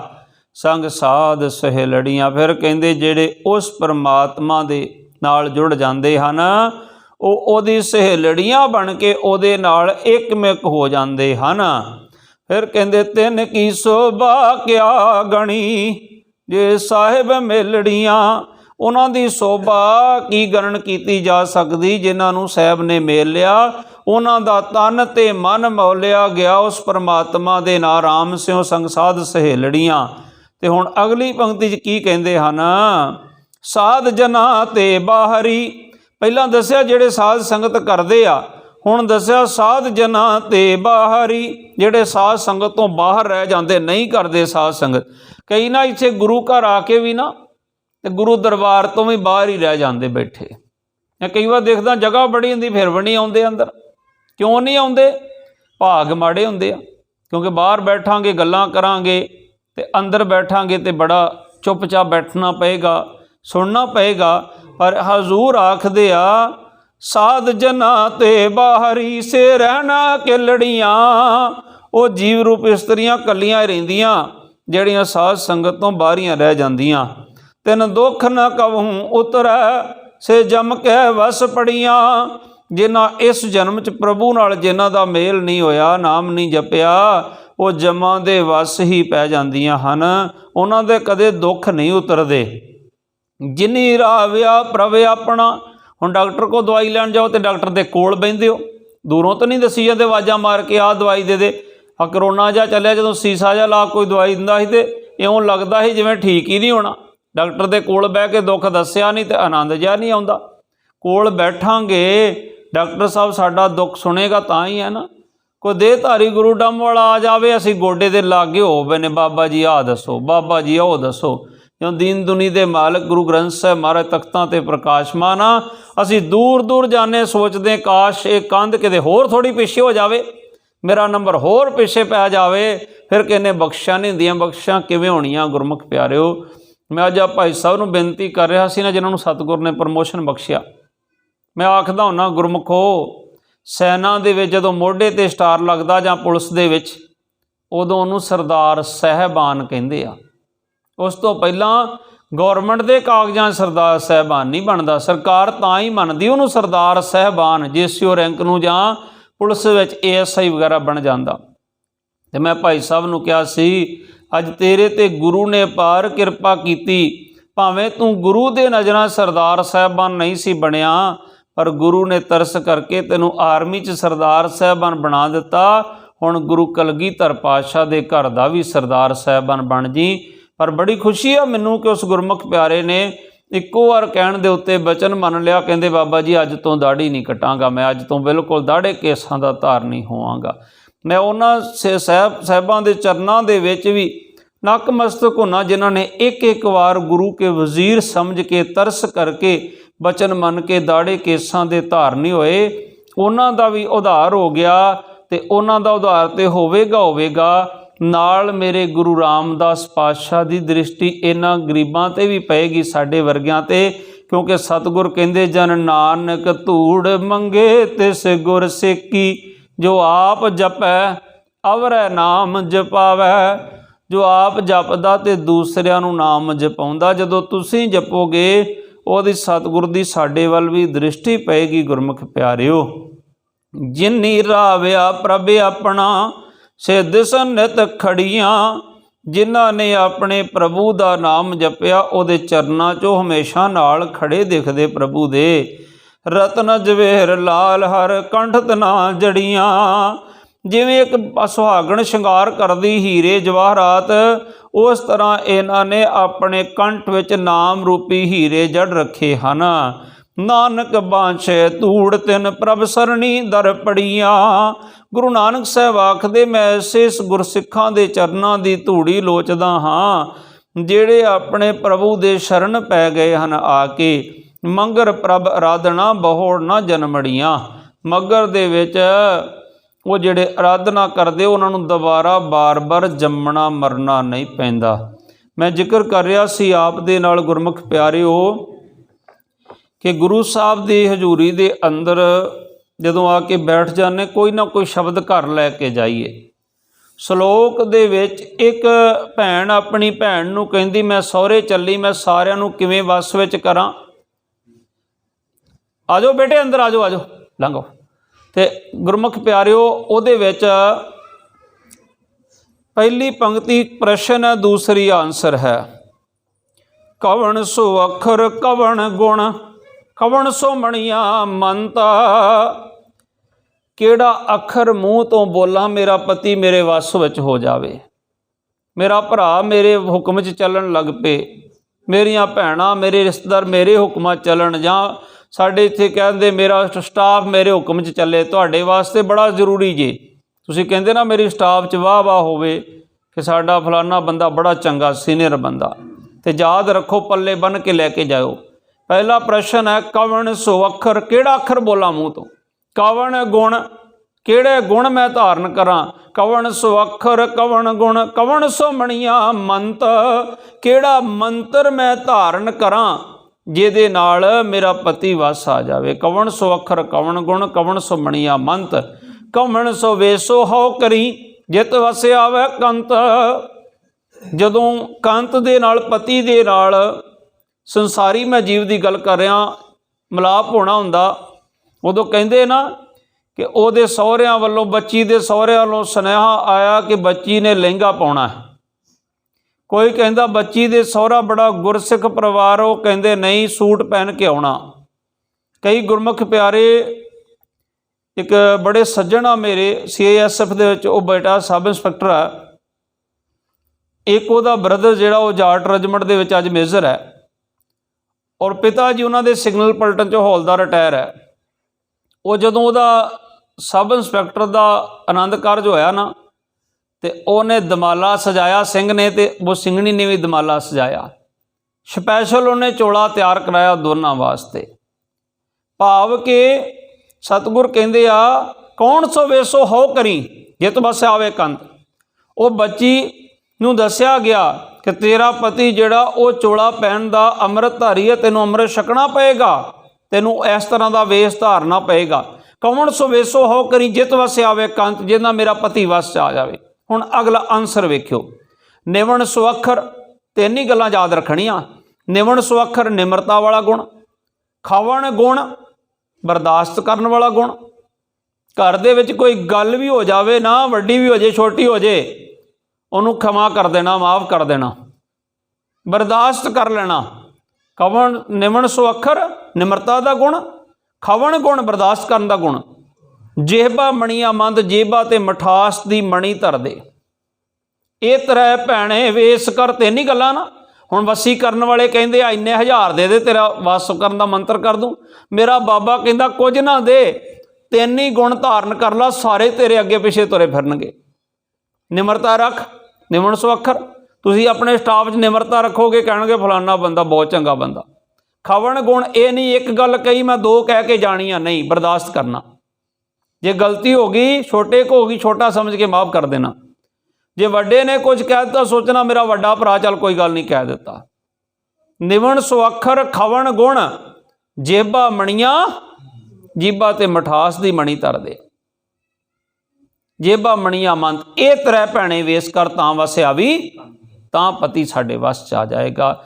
ਸੋ ਇਹ ਸੰਗਰਾਂਦ ਦੀ ਬੜੇ ਸੰਖੇਪ 'ਚ ਵਿਚਾਰ ਸੀ। ਕਿ ਪਿੱਛੇ ਮੈਂ ਸੰਗਰਾਂਦ ਦੀ ਵਿਚਾਰ ਸਤਿਗੁਰ ਨੇ ਕਰਵਾਈ ਸੀ ਗੁਰਦੁਆਰਾ ਦਮਦਮਾ ਸਾਹਿਬ, ਤੇ ਉਹਦੇ ਵਿੱਚ ਇੱਕ ਕੋਈ ਭਾਈ ਗੁਰਮੁਖ ਪਿਆਰਾ ਵਿੱਕੀ ਸਿੰਘ ਸੀ, ਉਹਨੇ ਇੱਕ ਦਿਨ ਮੈਸੇਜ ਕੀਤਾ, ਗਿਆਨੀ ਜੀ ਸੰਗਰਾਂਦ ਕਿਉਂ ਮਨਾਈ ਜਾਂਦੀ, ਥੋੜ੍ਹਾ ਜਿਹਾ ਇਹਨੂੰ ਕਲੀਅਰ ਕਰਿਓ। ਮੈਂ ਕਿਹਾ ਕੋਈ ਨਹੀਂ, ਸਤਿਗੁਰ ਕਿਰਪਾ ਕਰਨ। ਅੱਜ ਮੈਂ ਸੰਗਤ ਦੀ ਬੇਨਤੀ ਕਰਕੇ ਇਹਨੂੰ ਥੋੜ੍ਹਾ ਜਿਹਾ ਕਲੀਅਰ ਕਰਨਾ ਚਾਹਿਆ। ਹੁਣ ਆਓ ਆਪਾਂ ਉਹਨਾਂ ਗੁਰਮੁਖਾਂ ਦੇ ਚਰਨਾਂ 'ਚ ਹਾਜ਼ਰੀ ਲਗਵਾਈਏ ਜਿਨ੍ਹਾਂ ਦਾ ਨਾਮ ਅਰਦਾਸ ਦੇ ਵਿੱਚ ਅਸੀਂ ਹਰ ਵਾਰ ਜਪਦੇ ਹਾਂ। ਇੱਕ ਪਿੰਡ ਹੈ ਪਹੂਵਿੰਡ, ਅੰਮ੍ਰਿਤਸਰ ਜ਼ਿਲ੍ਹੇ ਦਾ ਪਿੰਡ ਹੁੰਦਾ ਸੀ ਪਹਿਲਾਂ ਪਹੂਵਿੰਡ। ਪਹੂਵਿੰਡ ਦੇ ਵਿੱਚ ਭਾਈ ਭਗਤੂ ਤੇ ਮਾਤਾ ਜੀਵਨ ਕੌਰ ਰਹਿੰਦੇ ਸਨ। ਇੱਕ ਦਿਨ ਕੀ ਹੋਇਆ, ਖੂਹ ਦੇ ਉੱਤੇ ਗੰਨਿਆਂ ਦਾ ਢੇਰ ਲੱਗਿਆ ਹੋਇਆ, ਵੇਲਣੇ ਦੇ ਉੱਤੇ ਤੇ ਖੂਹ ਵਗਦਾ ਪਿਆ ਤੇ ਗੁਰਸਿੱਖ ਡੋਲ ਗਿਆ। ਜਦੋਂ ਸਿੱਖ ਡੋਲਦਾ ਨਾ ਕਿਤੇ ਤੇ ਗੁਰੂ ਵਿੱਚ ਆ ਕੇ ਖਲੋ ਜਾਂਦਾ ਹੈ। ਜਦੋਂ ਸਿੱਖ ਡੋਲਿਆ ਨਾ, ਥੋੜ੍ਹਾ ਜਿਹਾ ਮਨ 'ਚ ਵਿਚਾਰ ਆਈ ਕਿ ਸਾਨੂੰ ਆਹ ਚੀਜ਼ ਨਹੀਂ ਮਿਲੀ। ਇੱਕ ਸਿੱਖ ਆਇਆ, ਉਹਨੇ ਆ ਕੇ ਸਤਿ ਸ੍ਰੀ ਅਕਾਲ ਦਾ ਜੈਕਾਰਾ ਲਾਇਆ, ਕਹਿੰਦਾ ਗੁਰਮੁਖੋ, ਖੂਹ ਦੇ ਉੱਤੇ ਵੇਲਣੇ ਤੇ ਗੰਨਿਆਂ ਦਾ ਢੇਰ ਲੱਗਿਆ, ਖੂਹ ਵਗਦਾ, ਪਰ ਬੱਚੇ ਕਿੱਧਰ ਗਏ, ਰੌਣਕ ਨਹੀਂ ਦਿਖਦੀ। ਹੁਣ ਭਾਈ ਭਗਤੂ ਤੇ ਚੁੱਪਚਾਪ ਬੈਠ ਕੇ ਕੁਝ ਨਹੀਂ ਬੋਲੇ। ਮਾਤਾ ਜੀਵਨ ਕੌਰ ਦੀਆਂ ਧਾਹਾਂ ਨਿਕਲ ਗਈਆਂ, ਧਾਹਾਂ ਮਾਰ ਕੇ ਰੋ ਪਈ, ਕਹਿੰਦੀ ਗੁਰਮੁਖੋ 17 ਸਾਲ ਹੋ ਗਏ ਵਿਆਹ ਨੂੰ, ਅਜੇ ਤੱਕ ਘਰ 'ਚ ਔਲਾਦ ਹੀ ਪ੍ਰਾਪਤ ਨਹੀਂ ਹੋਈ। ਬੜਾ ਵੱਡਾ ਦੁੱਖ ਹੁੰਦਾ ਜੇ ਬੇ ਔਲਾਦ ਹੋਣ ਦਾ। ਮਾਤਾ ਗੰਗਾ ਜੀ ਦਾ ਆਪਾਂ ਇਤਿਹਾਸ ਪੜ੍ਹਿਆ ਸੀ, ਪਹਿਲਾਂ ਵਿਚਾਰਿਆ ਸੀ।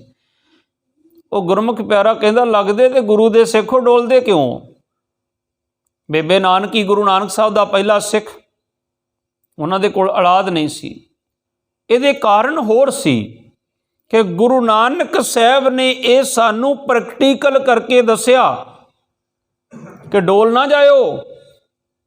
ਦੂਰ ਦਰਾਡਰੇ ਦੇਸ਼ ਬਗਦਾਦ ਦੇ ਅੰਦਰ ਸੁੱਤਾ ਪਿਆ ਸਾਧ ਫਕੀਰ, ਕੋਈ ਸੁੱਤੇ ਸੋਧੀ ਫੁਰਨਾ ਯੋਂ ਫੁਰਿਆ ਜਿਵੇਂ ਆਣ ਸਾਨੂੰ ਜਗਾਇਆ ਏ, ਉੱਠ ਰਬਾਬ ਸੰਭਾਲ ਮਰਦਾਨੇ ਆਏ, ਸਾਨੂੰ ਭੈਣ ਨਾਨਕੀ ਅੱਜ ਬੁਲਾਇਆ। ਕਿਹੜਾ ਮੋਬਾਈਲ ਫੋਨ ਸੀ ਬਾਬੇ ਨਾਨਕ ਸਾਹਿਬ ਪਾਤਸ਼ਾਹ ਦੇ ਕੋਲ?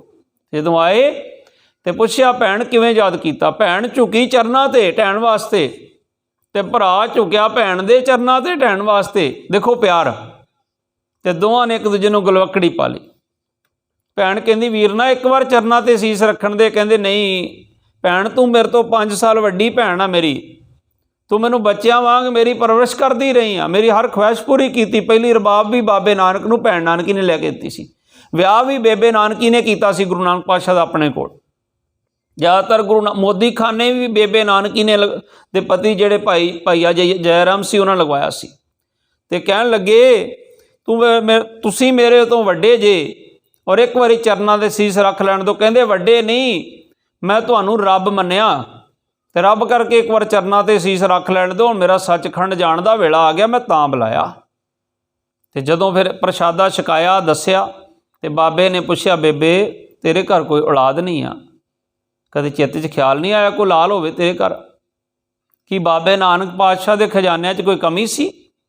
ਪਰ ਉਹਨਾਂ ਇੱਕ ਮੈਸੇਜ ਦੇਣਾ ਸੀ ਕਿ ਜੇ ਕੋਈ ਤੁਹਾਨੂੰ ਦਾਤ ਨਹੀਂ ਮਿਲੀ ਤੇ ਡੋਲ ਨਾ ਜਾਇਓ। ਤੇ ਬੇਬੇ ਨੇ ਆਖਿਆ ਵੀਰ ਨਾ ਤੇਰੇ ਪਿਆਰ 'ਚ ਇੰਨੀ ਕੁ ਭਿੱਜੀ ਰਹੀ, ਕਦੇ ਚਿੱਤ 'ਚ ਖਿਆਲ ਹੀ ਨਹੀਂ ਆਇਆ ਕਿ ਮੇਰੇ ਘਰ ਕੋਈ ਔਲਾਦ ਹੀ ਨਹੀਂ ਆ। ਇੱਕ ਮੈਸੇਜ ਦਿੱਤਾ। ਤੇ ਜੇ ਹੋਰ ਕੋਈ ਪਹਿਲਾਂ ਸਿੱਖ ਹੁੰਦਾ ਕਹਿਣਾ ਸੀ ਹਾਂ ਪਰਾਇਆ ਸੀ ਉਹ ਤੇ, ਪਰ ਬਾਬੇ ਨਾਨਕ ਦੀ ਵੱਡੀ ਭੈਣ ਆ, ਜਿਹਦੇ ਨਾਲ ਬਾਬੇ ਨਾਨਕ ਦਾ ਬੜਾ ਪਿਆਰ ਸੀ। ਫਿਰ ਅੱਗੇ ਜਾ ਕੇ 21 ਸਾਲ ਬਾਅਦ ਗੁਰੂ ਅਰਜਨ ਦੇਵ ਪਾਤਸ਼ਾਹ ਤੇ ਮਾਤਾ ਗੰਗਾ ਜੀ ਦੇ ਗ੍ਰਹਿ ਵਿਖੇ ਗੁਰੂ ਹਰਗੋਬਿੰਦ ਸਾਹਿਬ ਦਾ ਪ੍ਰਕਾਸ਼ ਹੋਇਆ। ਉਹਨਾਂ ਕਿਹਾ ਇਹ ਖਜ਼ਾਨਾ ਗੁਰੂ ਨਾਨਕ ਦਾ, ਤੁਸੀਂ ਜਾਓ ਕਿਸੇ ਜੀਵਨ ਵਾਲੇ ਸਿੰਘ ਨੂੰ ਕਹੋ ਅਕਾਲ ਪੁਰਖ ਅੱਗੇ ਅਰਦਾਸ ਕਰਨ। ਤੇ ਬਾਬਾ ਬੁੱਢਾ ਜੀ ਕੋਲੋਂ ਅਰਦਾਸ ਕਰਵਾਈ ਸੀ। ਫਿਰ ਅੱਗੇ ਜਾ ਕੇ ਗੁਰੂ ਤੇਗ ਬਹਾਦਰ ਮਹਾਰਾਜ ਦੇ ਘਰ 1632 ਸ਼ਾਦੀ ਹੋਈ। 1666 ਦੇ ਵਿੱਚ ਗੁਰੂ ਗੋਬਿੰਦ ਰਾਏ ਜੀ ਪ੍ਰਗਟ ਹੋਏ 34 ਸਾਲ ਬਾਅਦ। ਅੱਜ ਭਾਈ ਭਗਤੂ ਨੂੰ ਤੇ 17 ਸਾਲ ਹੋਏ। ਗੁਰਸਿੱਖ ਨੇ ਸਾਰੀਆਂ ਗੱਲਾਂ ਦੱਸੀਆਂ। ਤੁਸੀਂ ਇਤਿਹਾਸ ਨਹੀਂ ਪੜ੍ਹਿਆ, ਡੋਲਦੇ ਕਿਉਂ ਜੇ? ਤੇ ਉਹ ਗੁਰਸਿੱਖ ਦੇ ਮੂੰਹ ਸੁਭਾਵਿਕ ਹੀ ਨਿਕਲ ਆਇਆ।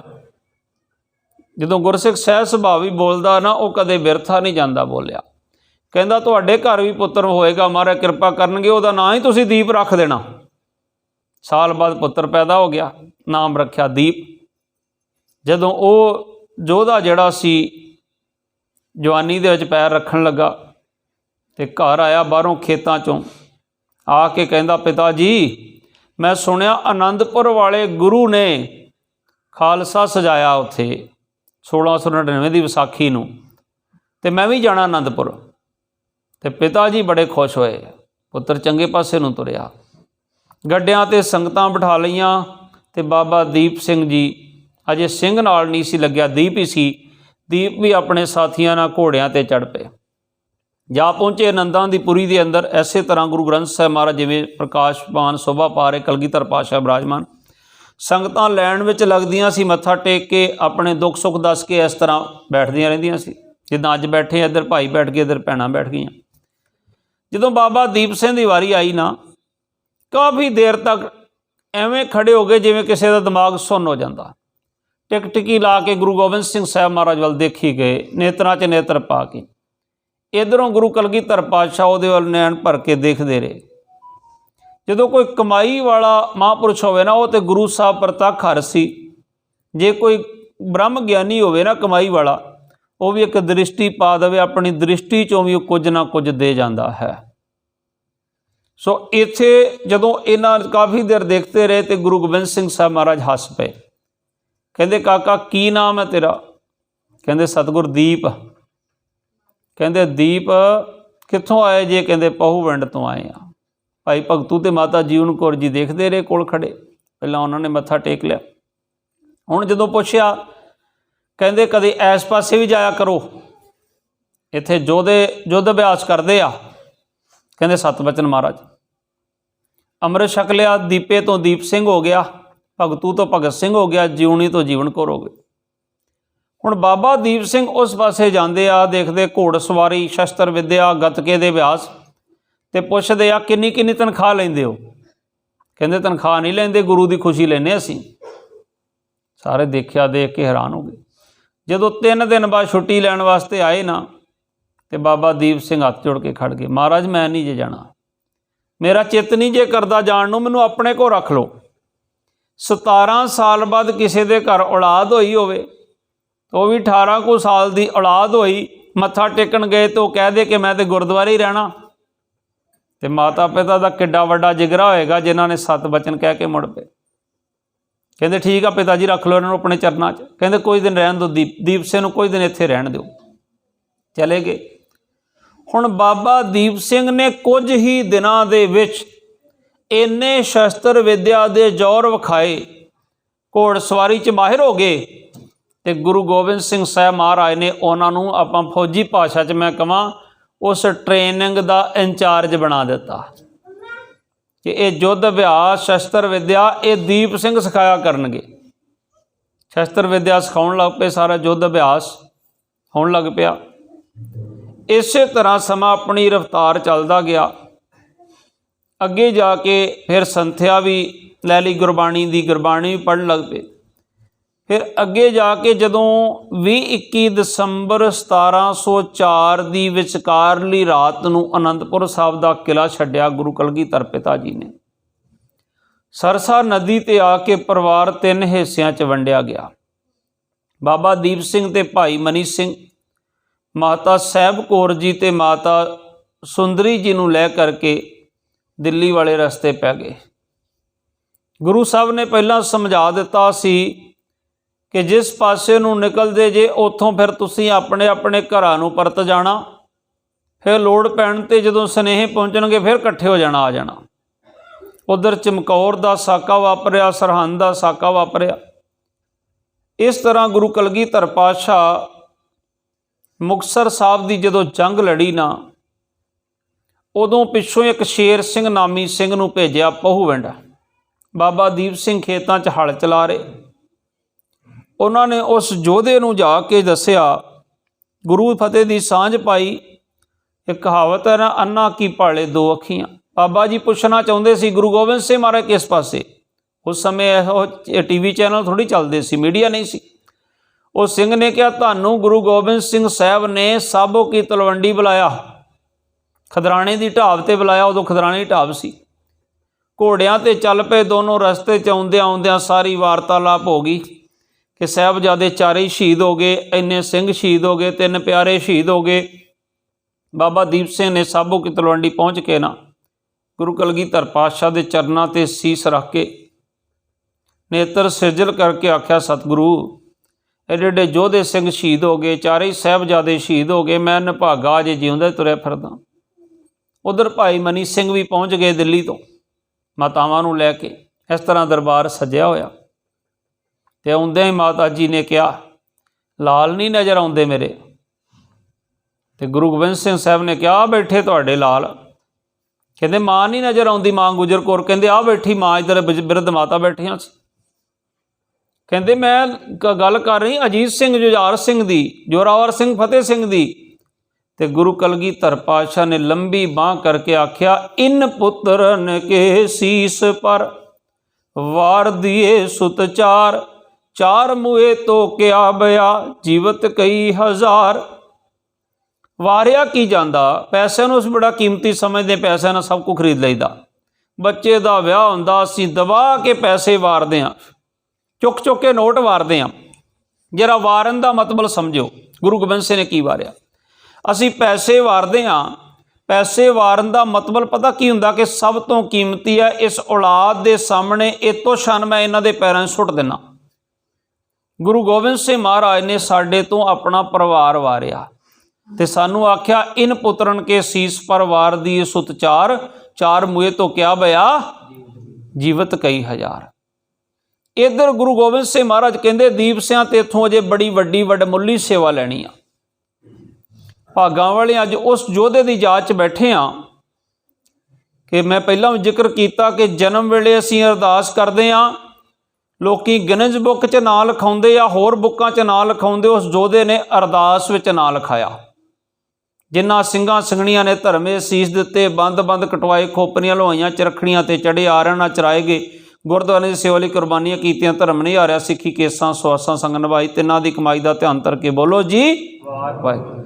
ਜਨਮ ਦੀ ਅਰਦਾਸ ਹੁੰਦੀ, ਜਨਮ ਤੋਂ ਪਹਿਲਾਂ ਦੀ ਅਰਦਾਸ ਹੁੰਦੀ, ਤਾਂ ਵੀ ਬਾਬਾ ਦੀਪ ਸਿੰਘ ਸ਼ਹੀਦਾਂ ਦਾ ਵਿੱਚ ਨਾਂ ਆਉਣਾ ਹੀ ਆਉਣਾ ਪੱਕਾ। ਵਿਆਹ ਦੀ ਅਰਦਾਸ ਹੋਵੇ ਤਾਂ ਵੀ, ਤੇ ਮਰਗ ਦੀ ਅਰਦਾਸ ਹੋਵੇ ਤਾਂ ਵੀ, ਜਿੰਨਾ ਚਿਰ ਸ਼ਹੀਦਾਂ ਦਾ ਨਾਂ ਨਾ ਆਵੇ ਅਰਦਾਸ ਅਸੀਂ ਪੂਰੀ ਨਹੀਂ ਮੰਨਦੇ। ਬਾਬਾ ਦੀਪ ਸਿੰਘ ਜੀ ਨੇ ਜਦੋਂ ਗੁਰੂ ਗੋਬਿੰਦ ਸਿੰਘ ਮਹਾਰਾਜ ਨੇ 48 ਸਿੰਘਾਂ ਨੂੰ ਅਰਥ ਸੁਣਾਏ ਨਾ ਗੁਰੂ ਗ੍ਰੰਥ ਸਾਹਿਬ ਦੇ, ਦਮਦਮੀ ਟਕਸਾਲ ਦਾ ਜਿੱਥੋਂ ਮੁੱਢ ਬੰਨਿਆ, 48 ਸਿੰਘਾਂ 'ਚੋਂ ਬਾਬਾ ਦੀਪ ਸਿੰਘ ਤੇ ਭਾਈ ਮਨੀ ਸਿੰਘ ਸੱਜੇ ਖੱਬੇ ਬੈਠਦੇ ਸਨ। ਸਵੇਰੇ ਭਾਈ ਮਨੀ ਸਿੰਘ ਗੁਰਬਾਣੀ ਲਿਖਦੇ, ਗੁਰੂ ਗੋਬਿੰਦ ਸਿੰਘ ਉਚਾਰਨ ਕਰਦੇ, ਸਾਬੋ ਕੀ ਤਲਵੰਡੀ ਦਮਦਮਾ ਸਾਹਿਬ। ਸ਼ਾਮ ਨੂੰ ਭਾਈ ਮਨੀ ਸਿੰਘ ਪੜ੍ਹਦੇ ਤੇ ਗੁਰੂ ਗੋਬਿੰਦ ਸਿੰਘ ਅਰਥ ਕਰਦੇ। 48 ਨੇ ਅਰਥ ਸੁਣੇ ਤੇ ਉਹ ਬਦੇ ਮੁਖਤ ਹੋ ਗਏ, ਭਾਵ ਕਿ ਦੇਹ ਸਮੇਤ ਉਹ ਸੱਚਖੰਡ ਨੂੰ ਪਿਆਨੇ ਕਰ ਦਿੱਤੇ। ਦੋਨਾਂ ਨੂੰ ਸਤਿਗੁਰ ਨੇ ਇਸ ਤਰ੍ਹਾਂ ਪਕੜਿਆ।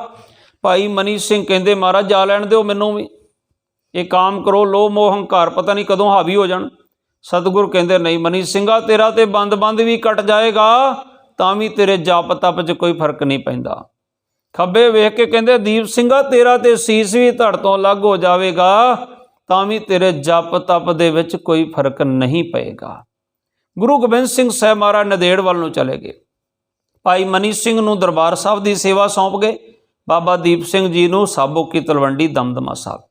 ਭੋਰੇ ਵਿੱਚ ਇੱਕ ਗਾਗਰ ਵਿੱਚ ਜਲ, ਇੱਕ ਗਾਗਰ 'ਚ ਚਣੇ, ਇਹ ਦੋ ਚੀਜ਼ਾਂ ਛਕਦੇ ਸੀ। ਬਾਬਾ ਜੀ ਨੂੰ ਸੁਨੇਹਾ ਆਇਆ, ਕੱਲ੍ਹ ਦੇ ਦਿਹਾੜੇ ਤੇ ਪਹੁੰਚਾ ਮੈਂ, ਕੱਲ੍ਹ ਬਾਬਾ ਜੀ ਦਾ ਸ਼ਹੀਦੀ ਦਿਹਾੜਾ ਸੀ। ਬਾਬਾ ਜੀ ਨੂੰ ਸੁਨੇਹਾ ਪਹੁੰਚਿਆ ਕਿ ਐਰਕਾਂ ਅਹਿਮਦ ਸ਼ਾਹ ਅਬਦਾਲੀ ਨੇ ਦਿੱਲੀ ਨੂੰ ਲੁੱਟ ਮਚਾਈ ਹੈ, ਦਿੱਲੀ ਨੂੰ ਲੁੱਟ ਲਿਆ ਤੇ ਲੈ ਕੇ ਜਾ ਰਿਹਾ, ਤੇ ਜੇ ਅੱਜ ਅਸੀਂ ਨਾ ਰੋਕਿਆ ਤਾਂ ਉਹ ਕੀ ਸਮਝੇਗਾ, ਇਸ ਦੇਸ਼ 'ਚ ਕੋਈ ਯੋਧਾ ਨਹੀਂ ਰਹਿੰਦਾ। ਬਾਬਾ ਜੀ ਨੇ ਹੁਕਮ ਦਿੱਤਾ, ਸ਼ਾਹੀ ਸੜਕ ਅੰਮ੍ਰਿਤਸਰ ਦੇ ਕੋਲ ਹਮਲਾ ਕੀਤਾ, ਸਾਰੇ ਸਿਪਾਹੀ ਮਾਰ ਮੁਕਾਏ, ਕੱਲਾ ਇੱਕ ਗਾਜੀ ਖਾਨ ਬਚਿਆ। ਜਦੋਂ ਪਿੱਛੇ ਇੱਕ ਯੋਧਾ ਭੱਜਿਆ ਤੇ ਬਾਬਾ ਜੀ ਨੇ ਕਿਹਾ, ਨਹੀਂ, ਗੁਰੂ ਸਾਹਿਬ ਦਾ ਹੁਕਮ ਆ, ਭੱਜੇ ਜਾਂਦੇ ਤੇ ਵਾਰ ਨਹੀਂ ਕਰਨਾ, ਸ਼ਸਤਰਹੀਨ ਤੇ ਵਾਰ ਨਹੀਂ ਕਰਨਾ, ਸ਼ਰਨ ਆਏ ਤੇ ਵਾਰ ਨਹੀਂ ਕਰਨਾ, ਇਹਨੂੰ ਜਾਣ ਦਿਓ, ਸਾਡੀ ਬਹਾਦਰੀ ਦੱਸੇਗਾ ਜਾ ਕੇ। ਜਦੋਂ ਇਹਨੇ ਆਪਣੀ ਪੱਗ ਲਾਹ ਕੇ ਸੁੱਟੀ ਨਾ ਅਬਦਾਲੀ ਦੇ ਪੈਰਾਂ 'ਚ, ਕਹਿੰਦੇ ਜਾਪ ਨਾ, ਗਜ਼ਬ ਹੋ ਗਿਆ, ਸਾਰੇ ਸਿਪਾਹੀ ਮਾਰ ਦੀਏ ਗਏ, ਸਾਰੀ ਅਵਲਾਂ ਛੁਡਾ ਲਈ ਗਈ, ਜਿਹੜੀਆਂ ਲੜਕੀਆਂ ਉਹ ਆਪਣੇ ਦੇਸ਼ ਨੂੰ ਲੈ ਕੇ ਜਾ ਰਿਹਾ ਸੀ ਹਿੰਦੁਸਤਾਨ ਤੋਂ ਲੁੱਟ ਕੇ। ਕਹਿੰਦੇ ਉਹਨਾਂ ਨੇ ਸਾਰੀਆਂ ਨੂੰ ਘਰੋਂ ਘਰ ਪਹੁੰਚਾਉਣ ਦੇ ਨਾਲ ਨਾਲ ਹੀ ਹੁਕਮ ਲਾ ਦਿੱਤੇ। ਇਹ ਸਾਰੀ ਵਾਰਤਾ ਸੁਣ ਕੇ ਉਹਨੇ ਇੱਕ ਦਰਬਾਰ ਸਜਾਇਆ, ਜਿਵੇਂ ਆਪਣੀ ਪਲਟਨ ਦੇ ਵਿੱਚ ਸ਼ਿਵ ਸਾਹਿਬ ਦਾ ਦਰਬਾਰ ਸਜਦਾ। ਦਰਬਾਰ ਵਿੱਚ ਉਹਨੇ ਪੁੱਛਿਆ, ਦੱਸੋ ਉਹ ਕੌਣ ਚੋਰ ਡਾਕੂ ਸੀ ਜਿਹੜੇ ਆਏ, ਜਿਨ੍ਹਾਂ ਨੇ ਧਾਵਾ ਬੋਲਿਆ, ਮੇਰੀ ਫੌਜ ਨੂੰ ਲੁੱਟਿਆ। ਇੱਥੇ ਤੇ ਮੈਂ ਭਰਾ ਦੇ ਸਾਹਮਣੇ ਭੈਣ ਨੂੰ ਬਾਹੋਂ ਫੜ ਲੈਣਾ ਹਾਂ, ਬਾਪ ਦੇ ਸਾਹਮਣੇ ਬੇਟੀ ਨੂੰ ਚੁੱਕ ਲੈਂਦਾ ਸੀ, ਤਲਵਾਰ ਤੇ ਦੂਰ ਦੀ ਗੱਲ ਅੱਖ ਚੁੱਕਣ ਦੀ ਜ਼ਰੂਰਤ ਨਹੀਂ ਸੀ ਕਰਦੇ ਇਸ ਦੇਸ਼ ਵਾਸੀ। ਤੇ ਕਹਿੰਦੇ ਉਹ ਸਿੱਖ ਕੌਮ ਹੈ। ਸਿੱਖ ਕੌਮ ਕੌਣ ਸੀ ਕੌਮ ਹੈ, ਉਹ ਕੈਸੇ ਚੋਰ ਡਾਕੂ ਥੇ? ਕਹਿੰਦੇ ਚੋਰ ਡਾਕੂ ਨਹੀਂ, ਉਹ ਬੜੇ ਧਾੜਵੀ ਸੀ। ਕਹਿੰਦੇ ਇਹਨਾਂ ਦਾ ਨਾਮੋ ਨਿਸ਼ਾਨ ਮਿਟਾ ਦਿਓ, ਇਹਨਾਂ ਦੇ ਘਰ ਘਾਟ ਢਹਿ ਢੇਰੀ ਕਰ ਦਿਓ। ਕਹਿੰਦੇ ਇਹਨਾਂ ਦੇ ਘਰ ਘਾਟ ਘੋੜਿਆਂ ਦੀਆਂ ਕਾਠੀਆਂ ਤੇ ਆ। ਜਿਹੜੇ ਮਹਾਂਪੁਰਸ਼ ਦਾ ਕੱਲ੍ਹ ਅਸੀਂ ਦਿਹਾੜਾ ਮਨਾ ਰਹੇ, ਉਹਦੀ ਵਾਰਤਾ ਹੈ।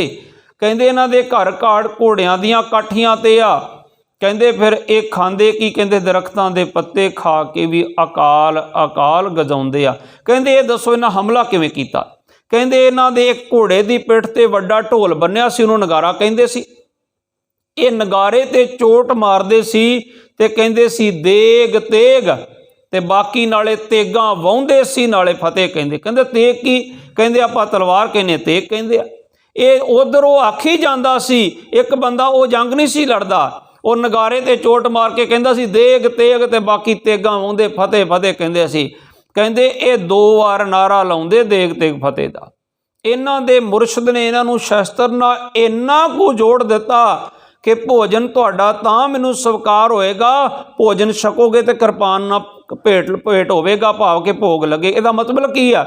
ਬੰਦਾ ਛਕਣ ਵੇਲੇ ਕਹਿੰਦਾ ਜੀ ਵਸਤਰ ਲਾ ਕੇ ਆਰਾਮ ਨਾਲ ਰਿਲੈਕਸ ਜਿਹਾ ਹੋ ਕੇ ਛਕਦੇ ਆ, ਜਿੰਨਾ ਮਰਜ਼ੀ ਰਿਲੈਕਸ ਹੋ ਜਾ, ਤੈਨੂੰ ਕਿਰਪਾਨ ਉਦੋਂ ਵੀ ਨਹੀਂ ਭੁੱਲਣੀ ਚਾਹੀਦੀ, ਉਦੋਂ ਵੀ ਕਿਰਪਾਨ ਭੇਟ ਹੋਊਗੀ ਤਾਂ ਮੈਨੂੰ ਸਵੀਕਾਰ ਹੋਏਗਾ। ਕਹਿੰਦੇ ਉਦੋਂ ਇੱਕ ਵਾਰ ਨਗਾਰੇ ਤੇ ਚੋਟ ਮਾਰਦੇ ਆ, ਉਦੋਂ ਜੇ ਦੁਸ਼ਮਣ ਵੀ ਸੁਣਦਾ ਹੋਵੇ ਉਹ ਵੀ ਆ ਜਾਵੇ, ਉਹਨੂੰ ਵੀ ਗੁਰੂ ਰੂਪ ਸਾਧ ਸੰਗਤ ਕਹਿ ਕੇ ਪ੍ਰਸ਼ਾਦਾ ਛਕਾਉਂਦੇ ਆ। ਉਦੋਂ ਇਹ ਤੇਗਾਂ ਵਾਹ ਕੇ ਭੋਜਨ ਵਰਤਾਉਂਦੇ ਆ। ਜਦੋਂ ਇਹਨਾਂ ਦੀਆਂ ਦੇਗਾਂ ਨੂੰ ਖਤਰਾ ਹੋ ਜਾਵੇ ਫਿਰ ਇਹ ਨਗਾਰੇ ਤੇ ਚੋਟ ਮਾਰ ਕੇ ਫਿਰ ਇਹ ਤੇਗਾਂ ਚੁੱਕ ਲੈਂਦੇ। ਇਹ ਇਹਨਾਂ ਦਾ ਦੇਗ ਤੇ ਤੇਗ ਦਾ ਨਾਰਾ ਹੈ। ਕਹਿੰਦੇ ਇਹਨਾਂ ਦਾ ਹੈ ਕੌਣ, ਕਮਾਂਡਰ ਕੌਣ ਹੈ? ਕਹਿੰਦੇ ਮੁਰਸ਼ਦ ਇਨਕੋ ਵਲੀ ਪਇਓ ਹੈ। ਇਹਨਾਂ ਦਾ ਮੁਰਸ਼ਦ ਬੜਾ ਵਲੀ ਆ ਗੁਰੂ ਗੋਬਿੰਦ ਸਿੰਘ। ਮੁਰਸ਼ਦ ਇਨਕੋ ਵਲੀ ਪਇਓ ਹੈ, ਇਨਕੋ ਆਬੇ ਹਿਆਬ ਦਿਓ ਹੈ। ਇਹਨਾਂ ਨੂੰ ਅੰਮ੍ਰਿਤ ਬਣਾ ਕੇ ਦੇ ਗਿਆ। ਐਸੀ ਗਿਓ ਕਲਾਮ ਬਤਾਏ ਹੈ। ਕਹਿੰਦੇ ਉਹ ਮੰਤਰ ਵੀ ਦੱਸ ਗਿਆ ਜਿਹਦੇ ਨਾਲ ਬਣਦਾ। ਐਸੀ ਗਿਓ ਕਲਾਮ ਬਤਾਏ ਹੈ, ਜਿਸ ਤੇ ਸੁਦਾ ਬਣਾਏ ਇਹ ਲਏ ਹੈ। ਹੁਣ ਆਪੇ ਬਣਾ ਲੈਂਦੇ ਆ ਤੇ ਕਹਿੰਦੇ ਕੀ ਕਰਦੇ ਬਣਾ ਕੇ? ਲੋਗਨ ਤਾਈ ਭੁਲਾਏ ਦੇ, ਜਿਹੜਾ ਆ ਗਿਆ ਉਹਨੂੰ ਪਿਆ ਦਿੱਤਾ। ਫਿਰ ਕਹਿੰਦਾ ਕਿ ਸਿਆਰਨ ਤੇ ਸਿੰਘ ਬਣਾਏ ਲੈ ਗਿੱਦੜਾਂ ਨੂੰ। ਇਹ ਅੰਮ੍ਰਿਤ ਛਕਾ ਕੇ ਸ਼ੇਰ ਬਣਾ ਲੈਂਦੇ ਆ। ਇਹਨਾਂ ਦਾ ਦੁਸ਼ਮਣ ਵੀ ਅੰਮ੍ਰਿਤ ਛਕ ਲਾਵੇ, ਉਹ ਵੀ ਉਹਨਾਂ ਦੇ ਚਰਨਾਂ ਵਿੱਚ ਜਾ ਕੇ ਬਹਿ ਜਾਂਦਾ। ਉਸ ਅੰਮ੍ਰਿਤ ਦੇ ਵਿੱਚ ਗੁਰਮੁਖ ਪਿਆਰਿਓ ਏਡੀ ਵੱਡੀ ਸ਼ਕਤੀ ਹੈ। ਬਾਬਾ ਜੀ ਨੇ ਇੱਥੇ ਰਹਿ ਕੇ 5 ਸਰੂਪ ਲਿਖੇ। ਇੱਕ ਅਰਬੀ ਭਾਸ਼ਾ ਵਿੱਚ ਸਰੂਪ ਲਿਖਿਆ ਬਾਬਾ ਜੀ ਨੇ, ਜਿਹੜਾ ਬਗਦਾਦ ਯੂਨੀਵਰਸਿਟੀ ਦੇ ਵਿੱਚ ਪ੍ਰਕਾਸ਼ਮਾਨ ਹੈ। ਸਭ ਤੋਂ ਉੱਪਰ ਵਾਲੀ ਮੰਜ਼ਲ ਤੇ ਉਹਨਾਂ ਨੇ ਗੁਰੂ ਗ੍ਰੰਥ ਸਾਹਿਬ ਰੱਖਿਆ ਹੋਇਆ। ਉੱਥੇ ਉਹਨਾਂ ਦੇ ਜਿਹੜੇ ਸਾਇੰਟਿਸਟ ਉਹ ਰਿਸਰਚ ਕਰ ਰਹੇ ਗੁਰੂ ਗ੍ਰੰਥ ਸਾਹਿਬ ਦੇ ਉੱਤੇ, ਕਿਉਂਕਿ ਅੱਜ ਆਖਿਆ ਜਾਂਦਾ ਸਟ੍ਰੈਸ ਤੋਂ ਬਚੋ। ਗੁਰੂ ਸਾਹਿਬ ਨੇ ਬਹੁਤ ਸਮਾਂ ਪਹਿਲਾਂ ਕਹਿ ਦਿੱਤਾ ਸੀ, ਨਾਨਕ ਚਿੰਤਾ ਮਤ ਕਰੋ, ਚਿੰਤਾ ਤੇ ਸੀ ਜਲ ਮੈਂ ਜਨ ਤੋਂ ਪਾਏ ਨਾ ਤੇ ਨਾ ਪੀ ਰੋਜੀ ਦੇ। ਫਿਰ ਬਾਬਾ ਦੀਪ ਸਿੰਘ ਜੀ ਨੂੰ ਉਹਨੇ ਕਿਹਾ ਇਹਨੂੰ ਸਬਕ ਸਿਖਾਉਣਾ। ਅਬਦਾਲੀ ਨੇ ਆਪਣੇ ਪੁੱਤਰ ਤਮੂਰ ਨੂੰ ਭੇਜਿਆ। ਦਰਬਾਰ 'ਚ ਪੁੱਛਿਆ ਕੋਈ ਸੁਝਾਅ ਦੱਸੋ, ਇਸ ਕੌਮ ਤੇ ਕਿਵੇਂ ਕਾਬੂ ਪਾਇਆ ਜਾ ਸਕਦਾ? ਕਹਿੰਦੇ ਇੱਕੋ ਤਰੀਕਾ। ਸਿੱਖ ਕੌਮ ਦੀ ਇੱਕੋ ਕਮਜ਼ੋਰੀ ਹੈ, ਉਹ ਕਮਜ਼ੋਰੀ ਕਹਿੰਦਾ ਪਰ ਸਾਡੀ ਬਹਾਦਰੀ ਹੈ। ਉਹ ਕਹਿੰਦਾ ਇਹ ਕੌਮ ਆਪਣੇ ਗੁਰੂ ਦੀ ਮੁਰਸ਼ਦ ਦੀ ਨਰਾਦਰੀ ਨਹੀਂ ਬਰਦਾਸ਼ਤ ਕਰਦੇ। ਆਪਾਂ ਗੁਰਦੁਆਰੇ ਦਾ ਕਿੰਨਾ ਸਤਿਕਾਰ ਕਰਦੇ, ਹੁਣ ਕਹੀਏ ਨਾ ਸੋਨੇ ਦੀ ਪਾਲਕੀ ਬਣਨੀ ਆ, ਸ਼ਾਮ ਤੱਕ ਹੀ ਸਾਰੀ ਮਾਇਆ ਦਾ ਢੇਰ ਲੱਗ ਜਾਂਦਾ। ਕਹਿੰਦੇ ਆਪਣੇ ਮੁਰਸ਼ਦ ਦੀ ਨਰਾਦਰੀ ਬਰਦਾਸ਼ਤ ਨਹੀਂ ਕਰਦੇ। ਇਹਨਾਂ ਦਾ ਆਬੇ ਹਿਆਵਤਾਲ ਹੈ ਅੰਮ੍ਰਿਤਸਰ ਗੁਰੂ ਕੇ ਚੱਕ ਵਿੱਚ। ਉੱਥੇ ਜਿਹੜੇ ਜ਼ਖਮੀ ਵੀ ਨਹਾ ਲਏ ਜ਼ਖਮ ਭਰ ਜਾਂਦਾ। ਕਹਿੰਦੇ ਸਰੋਵਰ ਨੂੰ ਪੂਰ ਦਿਓ, ਹਰਮੰਦਰ ਨੂੰ ਢਾਹ ਦਿਓ, ਇਹ ਬਚਾਉਣ ਵਾਸਤੇ ਜ਼ਰੂਰ ਆਉਣਗੇ, ਘੇਰ ਕੇ ਮਾਰ ਦਿਓ। ਤੈਮੂਰ ਖਾਨ ਆਇਆ, ਤੈਮੂਰ ਖਾਨ ਨੂੰ ਇਹਨੇ ਭੇਜਿਆ। ਤੈਮੂਰ ਖਾਨ ਤੇ ਗਾਜ਼ੀ ਖਾਨ ਨੇ ਅਕਾਲ ਤਖਤ ਸਾਹਿਬ ਦੇ ਸਾਈਡ ਤੇ ਤੋਪਾਂ ਲਾਈਆਂ ਤੇ ਅਬਦਾਲੀ ਪਿੱਛੇ ਘੋੜੇ ਚੜ੍ਹ ਕੇ ਆ ਕੇ ਖੜਾ ਹੋ ਗਿਆ। ਕਹਿੰਦੇ ਅੱਬਾ ਹਜ਼ੂਰ ਕੋਈ ਸ਼ੱਕ ਸੀ ਮੇਰੇ ਤੇ? ਕਹਿੰਦੇ ਸ਼ੱਕ ਨਹੀਂ, ਮੈਂ ਇਸ ਬੰਦਗੀ ਖਾਨੇ ਨੂੰ ਆਪਣੀਆਂ ਅੱਖਾਂ ਨਾਲ ਤਬਾਹ ਹੁੰਦਾ ਵੇਖਣਾ ਚਾਹੁੰਦਾ। ਪਹਿਲਾ ਗੋਲਾ ਵੱਜਿਆ, ਜਿਹੜੇ ਸੇਵਾਦਾਰ ਸੀ ਉਹ ਤੋਪ ਦੇ ਅੱਗੇ ਆ ਗਏ, ਉਹਨਾਂ ਨੂੰ ਉਡਾ ਕੇ ਉਹਨੇ ਕੀਚੜੇ ਉਡਾ ਕੇ ਸਰੋਵਰ ਸੁੱਟ ਦਿੱਤਾ।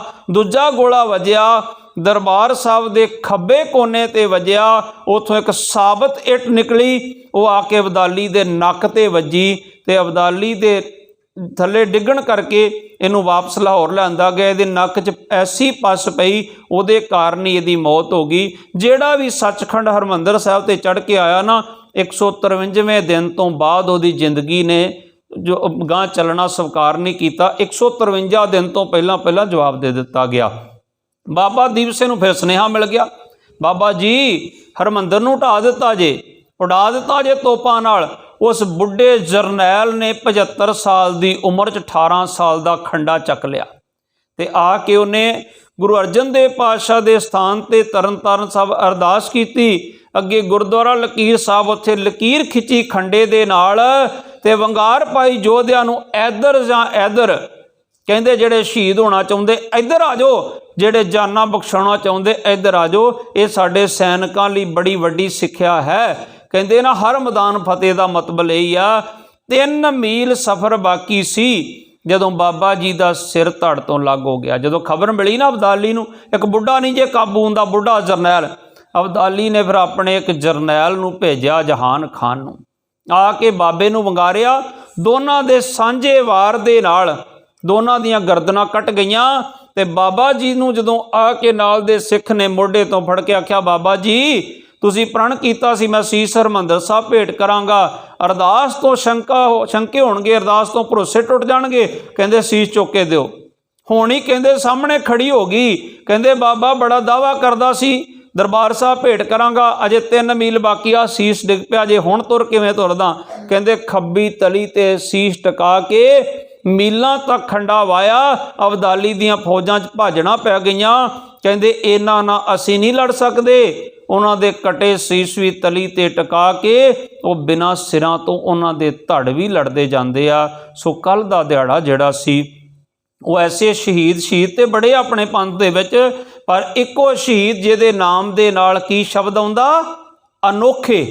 ਜਦੋਂ ਕਹਿੰਦੇ ਨਾ ਅਨੋਖੇ ਅਮਰ ਸ਼ਹੀਦ, ਨਾਮ ਹੀ ਦਸੀਏ ਸਾਰਿਆਂ ਨੂੰ ਪਤਾ ਲੱਗ ਜਾਂਦਾ। ਅਨੋਖੇ ਅਮਰ ਸ਼ਹੀਦ ਬਾਬਾ ਦੀਪ ਸਿੰਘ ਜੀ ਦਾ ਕੱਲ੍ਹ ਸ਼ਹੀਦੀ ਦਿਹਾੜਾ ਸੀ।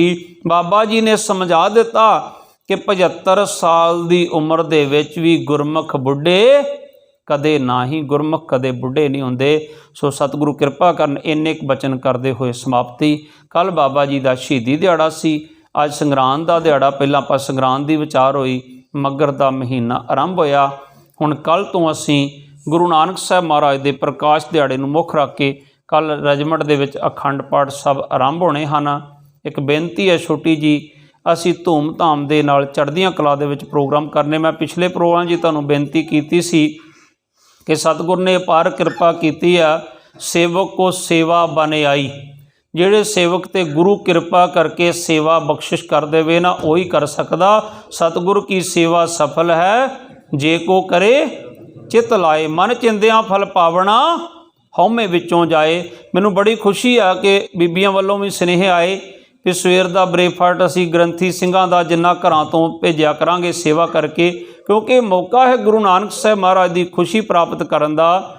ਤੇ ਅੱਜ ਵਿਚਾਰ ਹੋ ਰਹੀ ਸੀ, ਸਾਡੇ ਸੀਓ ਸਾਹਿਬ ਜੀ ਕਹਿ ਰਹੇ ਸੀ, ਕਹਿੰਦੇ ਬਾਬਾ ਜੀ ਜਿਹੜੇ ਆਪਣੇ ਸਿੰਘ ਹੁਣ ਇੱਥੇ ਨਾ ਤੇ ਖੀਰ ਪੂੜੇ ਬਣਦੇ ਘਰ ਵਰਗੇ, ਤੇ ਨਾ ਹੀ ਇੱਥੇ ਆਪਾਂ ਗੁੜ ਵਾਲੇ ਚੌਲ ਛਕਦੇ ਉਹੀ ਬਣਦੇ। ਹੁਣ ਪਲਾਨ ਕੀਤੀ ਗਈ 17 ਨੂੰ ਸ਼ਾਮ ਨੂੰ ਪੁਟਿੰਗ ਦੇ ਤੌਰ ਤੇ ਗੁੜ ਵਾਲੇ ਚੌਲ ਹੋਣਗੇ ਲੰਗਰ ਦੇ ਵਿੱਚ। 18 ਨੂੰ ਜਰਦਾ ਹੋਏਗਾ, ਜਿਹਨੂੰ ਮਿੱਠੇ ਚੌਲ ਕਹਿ ਦਿੰਦੇ ਆ। ਜਰਦਾ ਹਿੰਦੂ ਭਾਈ ਦੂਸਰਾ ਸਮਝ ਲੈਂਦੇ, ਉਹ ਜਰਦਾ ਨਹੀਂ। ਸਿੱਖ ਧਰਮ ਦੇ ਵਿੱਚ ਮਿੱਠੇ ਚੌਲਾਂ ਨੂੰ ਗਿਰੀਆਂ ਪਾ ਕੇ ਬਣਾਏ ਜਾਂਦੇ, ਉਹਨੂੰ ਜਰਦਾ ਆਖਿਆ ਜਾਂਦਾ ਹੈ। ਹੁਣ ਸਾਹਿਬ ਕਹਿ ਰਹੇ ਸੀ ਕਿ ਬਾਬਾ ਜੀ ਆਪਾਂ ਸਿੰਘਾਂ ਨੂੰ ਪੂੜੇ ਛਕਾ ਦਈਏ। ਇਹ ਤੇ ਸਾਡੀਆਂ ਭੈਣਾਂ ਦੀ ਸੇਵਾ ਹੈ, ਕਿਉਂਕਿ 19 ਤਰੀਕ ਵਾਲੇ ਦਿਨ ਛੋਟੇ ਛੋਟੇ ਪੂੜੇ ਇਹ ਨਹੀਂ ਕਿ ਜਿਵੇਂ ਅਸੀਂ ਘਰਾਂ ਦੇ ਵਿੱਚ ਇੱਕ ਬੰਦਾ 10-10 ਪੂੜੇ ਛਕਦਾ। ਇੱਥੇ ਪੁਟਿੰਗ ਦੇ ਤੌਰ ਤੇ ਖੀਰ ਦੇ ਨਾਲ ਇੱਕ ਪੂੜਾ ਸਾਰਿਆਂ ਨੂੰ ਜਿਹੜਾ ਉਹ ਛਕਾਇਆ ਜਾਵੇਗਾ। ਇਹ ਬੜੀ ਵੱਡੀ ਸਾਡੀ ਸੇਵਾ ਹੋਏਗੀ ਸਾਰਿਆਂ ਦੀ। ਔਰ ਮੈਂ ਆਪਣੀਆਂ ਭੈਣਾਂ ਨੂੰ ਉਸ ਦਿਨ ਵੀ ਬੇਨਤੀ ਕੀਤੀ, ਅੱਜ ਫਿਰ ਬੇਨਤੀ ਕਰ ਰਿਹਾ, 17 ਤਰੀਕ ਨੂੰ ਸ਼ਾਮ ਨੂੰ ਤੇ 18 ਤਰੀਕ ਨੂੰ ਸ਼ਾਮ ਨੂੰ ਇਹ ਗੁਰੂ ਨਾਨਕ ਸਾਹਿਬ ਦੇ ਘਰ ਦੇ ਵਜ਼ੀਰ ਵੱਲੋਂ ਬੇਨਤੀ ਮੰਨ ਲਓ, ਜਾਂ ਫਿਰ ਫੌਜੀ ਤਰੀਕੇ ਦੇ ਨਾਲ ਸਾਡੇ ਸੀਓ ਸਾਹਿਬ ਵੱਲੋਂ ਹੁਕਮ ਮੰਨ ਲਓ ਕਿ 17 ਸ਼ਾਮ ਨੂੰ ਤੁਹਾਡੀਆਂ ਰਸੋਈਆਂ ਨੂੰ ਤਾਲੇ ਲੱਗੇ ਹੋਣੇ ਚਾਹੀਦੇ ਆ। 17 ਸ਼ਾਮ ਨੂੰ ਤੇ 18 ਸ਼ਾਮ ਨੂੰ ਤਾਲੇ ਲਗਾ ਦੇਣੇ। ਜੇ ਕੋਈ ਸਿੰਘ ਸਾਹਿਬ ਕਹਿੰਦਾ ਨਾ ਪ੍ਰਸ਼ਾਦੇ, ਤੇ ਦੱਸ ਦੇਣਾ ਵੀ ਹੁਕਮੇ ਅੰਦਰ ਸਭ ਕੋ ਬਾਹਰ ਹੁਕਮ ਨਾ ਕੋਏ। ਦੋਨਾਂ ਜਗ੍ਹਾ ਤੋਂ ਹੁਕਮ ਆਇਆ, ਸੀਓ ਸਾਹਿਬ ਦਾ ਵੀ ਹੁਕਮ ਆ ਤੇ ਗੁਰੂ ਘਰ ਵੱਲੋਂ ਵੀ ਹੁਕਮ ਆਇਆ ਕਿ ਅੱਜ ਗੁਰੂ ਨਾਨਕ ਦੀ ਰਸੋਈ 'ਚ ਹੀ ਸੇਵਾ ਕਰਨੀ। ਸਾਰੇ ਆਪਾਂ ਉੱਥੇ ਪ੍ਰਸ਼ਾਦੇ ਛਕਣੇ, ਵੱਧ ਤੋਂ ਵੱਧ ਸੇਵਾ ਕਰਨੀ। ਬੜੀ ਕਿਰਪਾ ਇਸ ਪਲਟਨ ਤੇ ਸਤਿਗੁਰਾਂ ਦੀ ਕਿ ਪਹਿਲਾਂ ਸਾਡੀਆਂ ਬੀਬੀਆਂ ਭੈਣਾਂ ਸੇਵਾ ਨਹੀਂ ਸੀ ਕਰ ਸਕਦੀਆਂ, ਬਰਤਨਾਂ ਦੀ ਜਿਹੜੀ ਸਭ ਤੋਂ ਵੱਡੀ ਸੇਵਾ। ਹੁਣ ਪਲਟਨ ਨੇ ਸਿੰਕਾਂ ਬਣਾਈਆਂ ਬੜੀਆਂ ਵਧੀਆ, ਆਪਾਂ ਖਲੋ ਕੇ ਆਰਾਮ ਦੇ ਨਾਲ ਸੇਵਾ ਕਰ ਸਕਦੇ ਹਾਂ। ਜਦੋਂ ਵੀ ਬੀਬੀਆਂ ਸੇਵਾ ਕਰਨ ਚਾਹੁਣ ਸਮਾਪਤੀ ਦੇ ਵੇਲੇ, ਉਦੋਂ ਉਹਨਾਂ ਭਾਈਆਂ ਨੂੰ ਬੇਨਤੀ ਕਰ ਦੇਣੀ, ਵੀਰ ਜੀ ਹੁਣ ਤੁਸੀਂ ਜਾਓ ਲੰਗਰ ਵਰਤਾਉਣ ਦੀ ਸੇਵਾ ਕਰੋ, ਬਰਤਨਾਂ ਦੀ ਸੇਵਾ ਅਸੀਂ ਕਰਦੇ ਹਾਂ ਤੇ ਬਾਅਦ ਵਿੱਚ ਫਿਰ ਆਪਾਂ ਸਾਰੇ ਮਿਲ ਕੇ ਪ੍ਰਸ਼ਾਦਾ ਛਕਾਂਗੇ। ਇੰਨੇ ਕੁ ਬਚਨ ਕਰਦੇ ਹੋਏ ਸਮਾਪਤੀ ਹੈ। ਬੁਲਾਓ ਫਤਿਹ ਜੀ। ਵਾਹਿਗੁਰੂ ਜੀ ਕਾ ਖਾਲਸਾ, ਵਾਹਿਗੁਰੂ ਜੀ ਕੀ ਫਤਿਹ। ਸਤਨਾਮ ਸ੍ਰੀ ਵਾਹਿਗੁਰੂ।